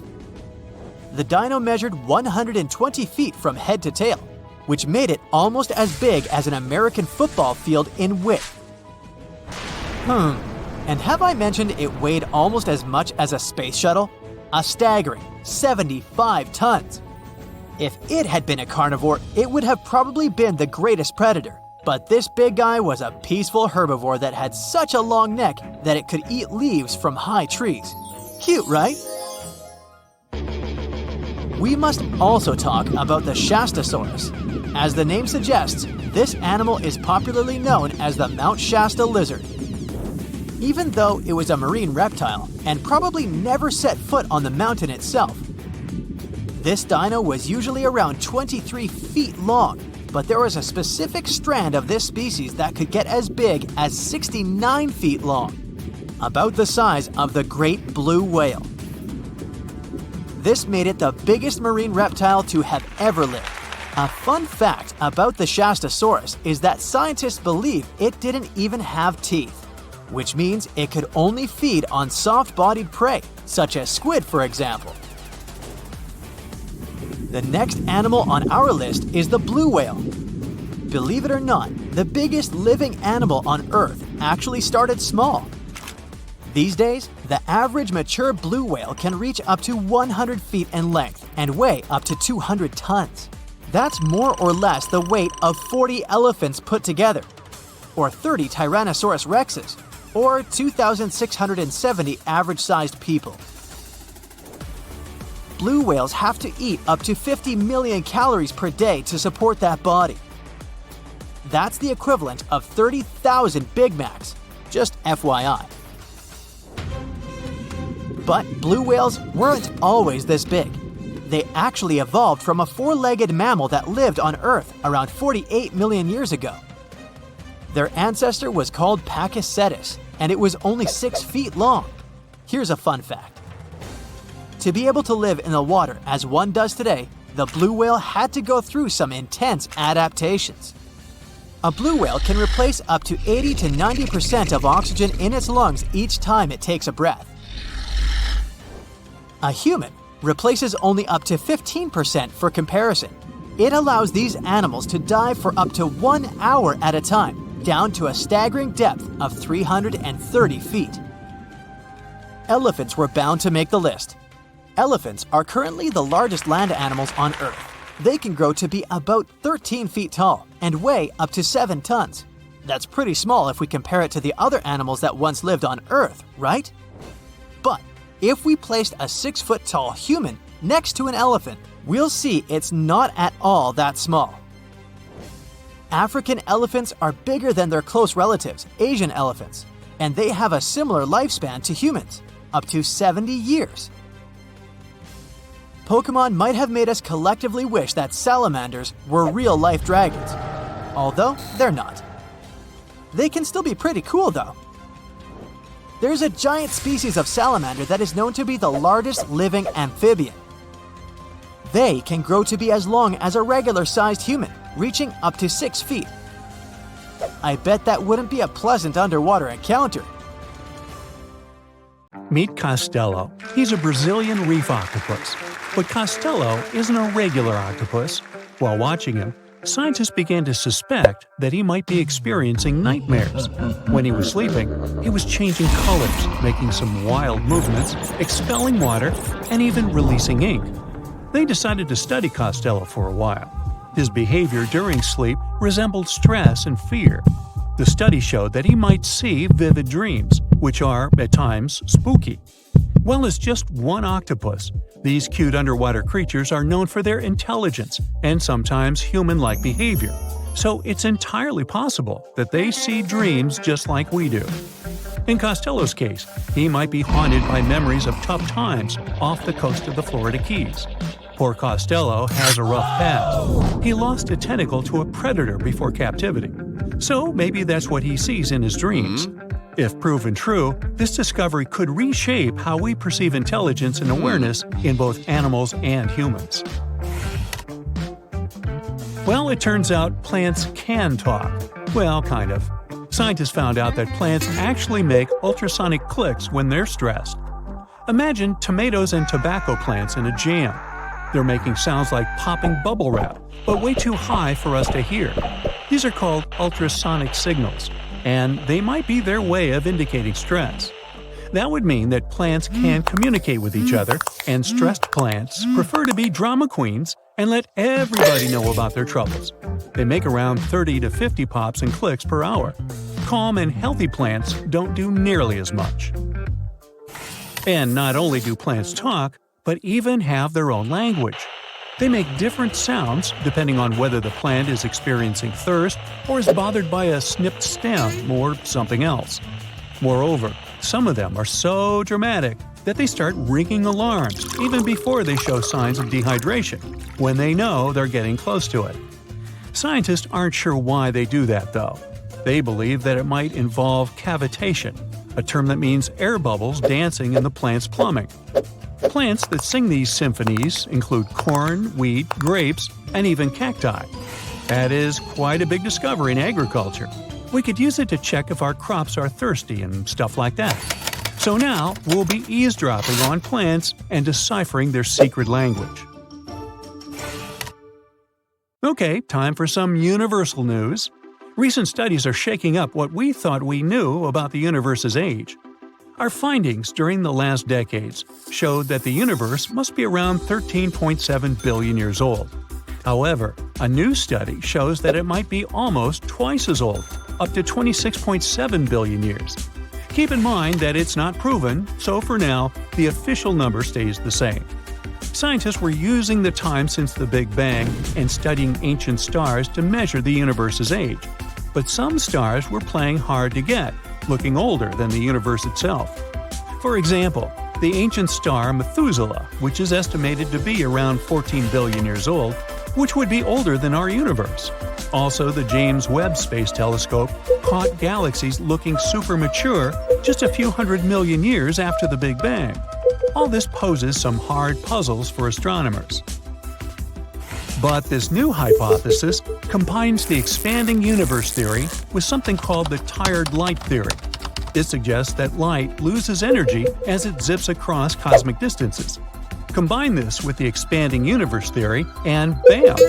As the universe expands, the light loses energy, so we simply can't see all the super ancient stars that are very far away from us, which is why we could make a mistake in calculating our universe's age. The new model also pushes back when galaxies started forming. It suggests that those early galaxies spotted by the Webb telescope took way longer to form than we originally thought. This study is a serious shakeup in the scientific community. If we made such a huge mistake in calculations, we'd have to rethink the very fundamental astrophysics principles. That would be a giant leap, and we'd have to make a huge makeover of almost everything. Which is why we need to be very cautious about it. So while scientists test this new theory, we just have to wait for the results. Now, these aren't the only space news. The new AI technology is already being actively used for scientific research. This time, AI is helping us to look for signs of extraterrestrial life. Researchers in SETI created machine learning algorithms that would help us sift through the cosmic noise faster and more efficiently. When you point a radio telescope at the stars, it's like turning into a celestial radio station that's full of different signals. We catch everything from pulsars to radio galaxies and earthly interference. Obviously, it would be pretty hard to identify a potential signal from extraterrestrials in all this mess. For over 60 years, scientists had to do all this manually. It was a daunting task to scan the skies and explore countless stars and radio frequencies. But now, AI came to help. The algorithms are trained to recognize and distinguish known interference patterns, like those from mobile phones and electronic devices, amidst the cosmic data. They spot anything deviating from known patterns, the potential needle in the haystack. And we've already had some breakthroughs here. The astronomers caught 8 signals that didn't fit known patterns. While not confirmed as extraterrestrial life, they show that there's a great potential for future research. Going back to animals, this time we're visiting prehistoric Earth. Imagine turtles so massive they make today's turtles look like tiny toys. Recently, scientists stumbled upon the fossilized remains of one of these giants. It's a sea-dwelling titan that cruised the European waters about 80 to 70 million years ago. The discovery was accidental. A hiker in northern Spain stumbled upon fragments of this creature near the Pyrenees Mountains. This turtle was roughly the size of a rhino, around 30 feet in length. Just to give you an idea, this creature would be about the size of an average car. It shows that extreme sizes were more common before an extinction event. The turtles we know now, of smaller, still substantial sizes, dominated afterward. But the ancient oceans were filled with giant turtles munching on mollusks and jellyfish. This discovery also challenges the idea that gigantic turtles were exclusive to North America. The existence of this turtle proves that these colossal reptiles were hanging out in European waters too. So this might be just the tip of an iceberg, and you'll want to steer around that one too. And finally, NASA's James Webb Space Telescope has made a great discovery. It detected a crucial carbon compound in space. It's called methycation, and this tiny molecule, even if it might seem insignificant, could help us unlock the secrets of interstellar organic chemistry. Carbon is incredibly important. Carbon molecules are building blocks that construct everything from stars to planets to, well, us. It's the key ingredient for life, and scientists are eager to understand how it shaped our existence on Earth, and if it could do the same elsewhere in the universe. And methycation plays a very important role in the creation of complex carbon-based molecules. That's why it's very cool that we discovered methycation, even if it's very far away. NASA scientists found it in a young star system. This system is chilling about 1,350 light-years away from us, in the Orion Nebula. The star in this system, which is smaller and a bit weaker than our Sun, is bombarded by intense ultraviolet light from nearby hot, young, massive stars. You'd think such strong UV radiation would destroy complex organic molecules. But the research team believes that it might actually kickstart the formation of these carbon compounds. Maybe stronger stars and their insane radiation levels actually work as energy sources for life. They set off a chemical chain reaction, which results in complex carbon stuff like plants and animals. Seems like we found yet another puzzle piece.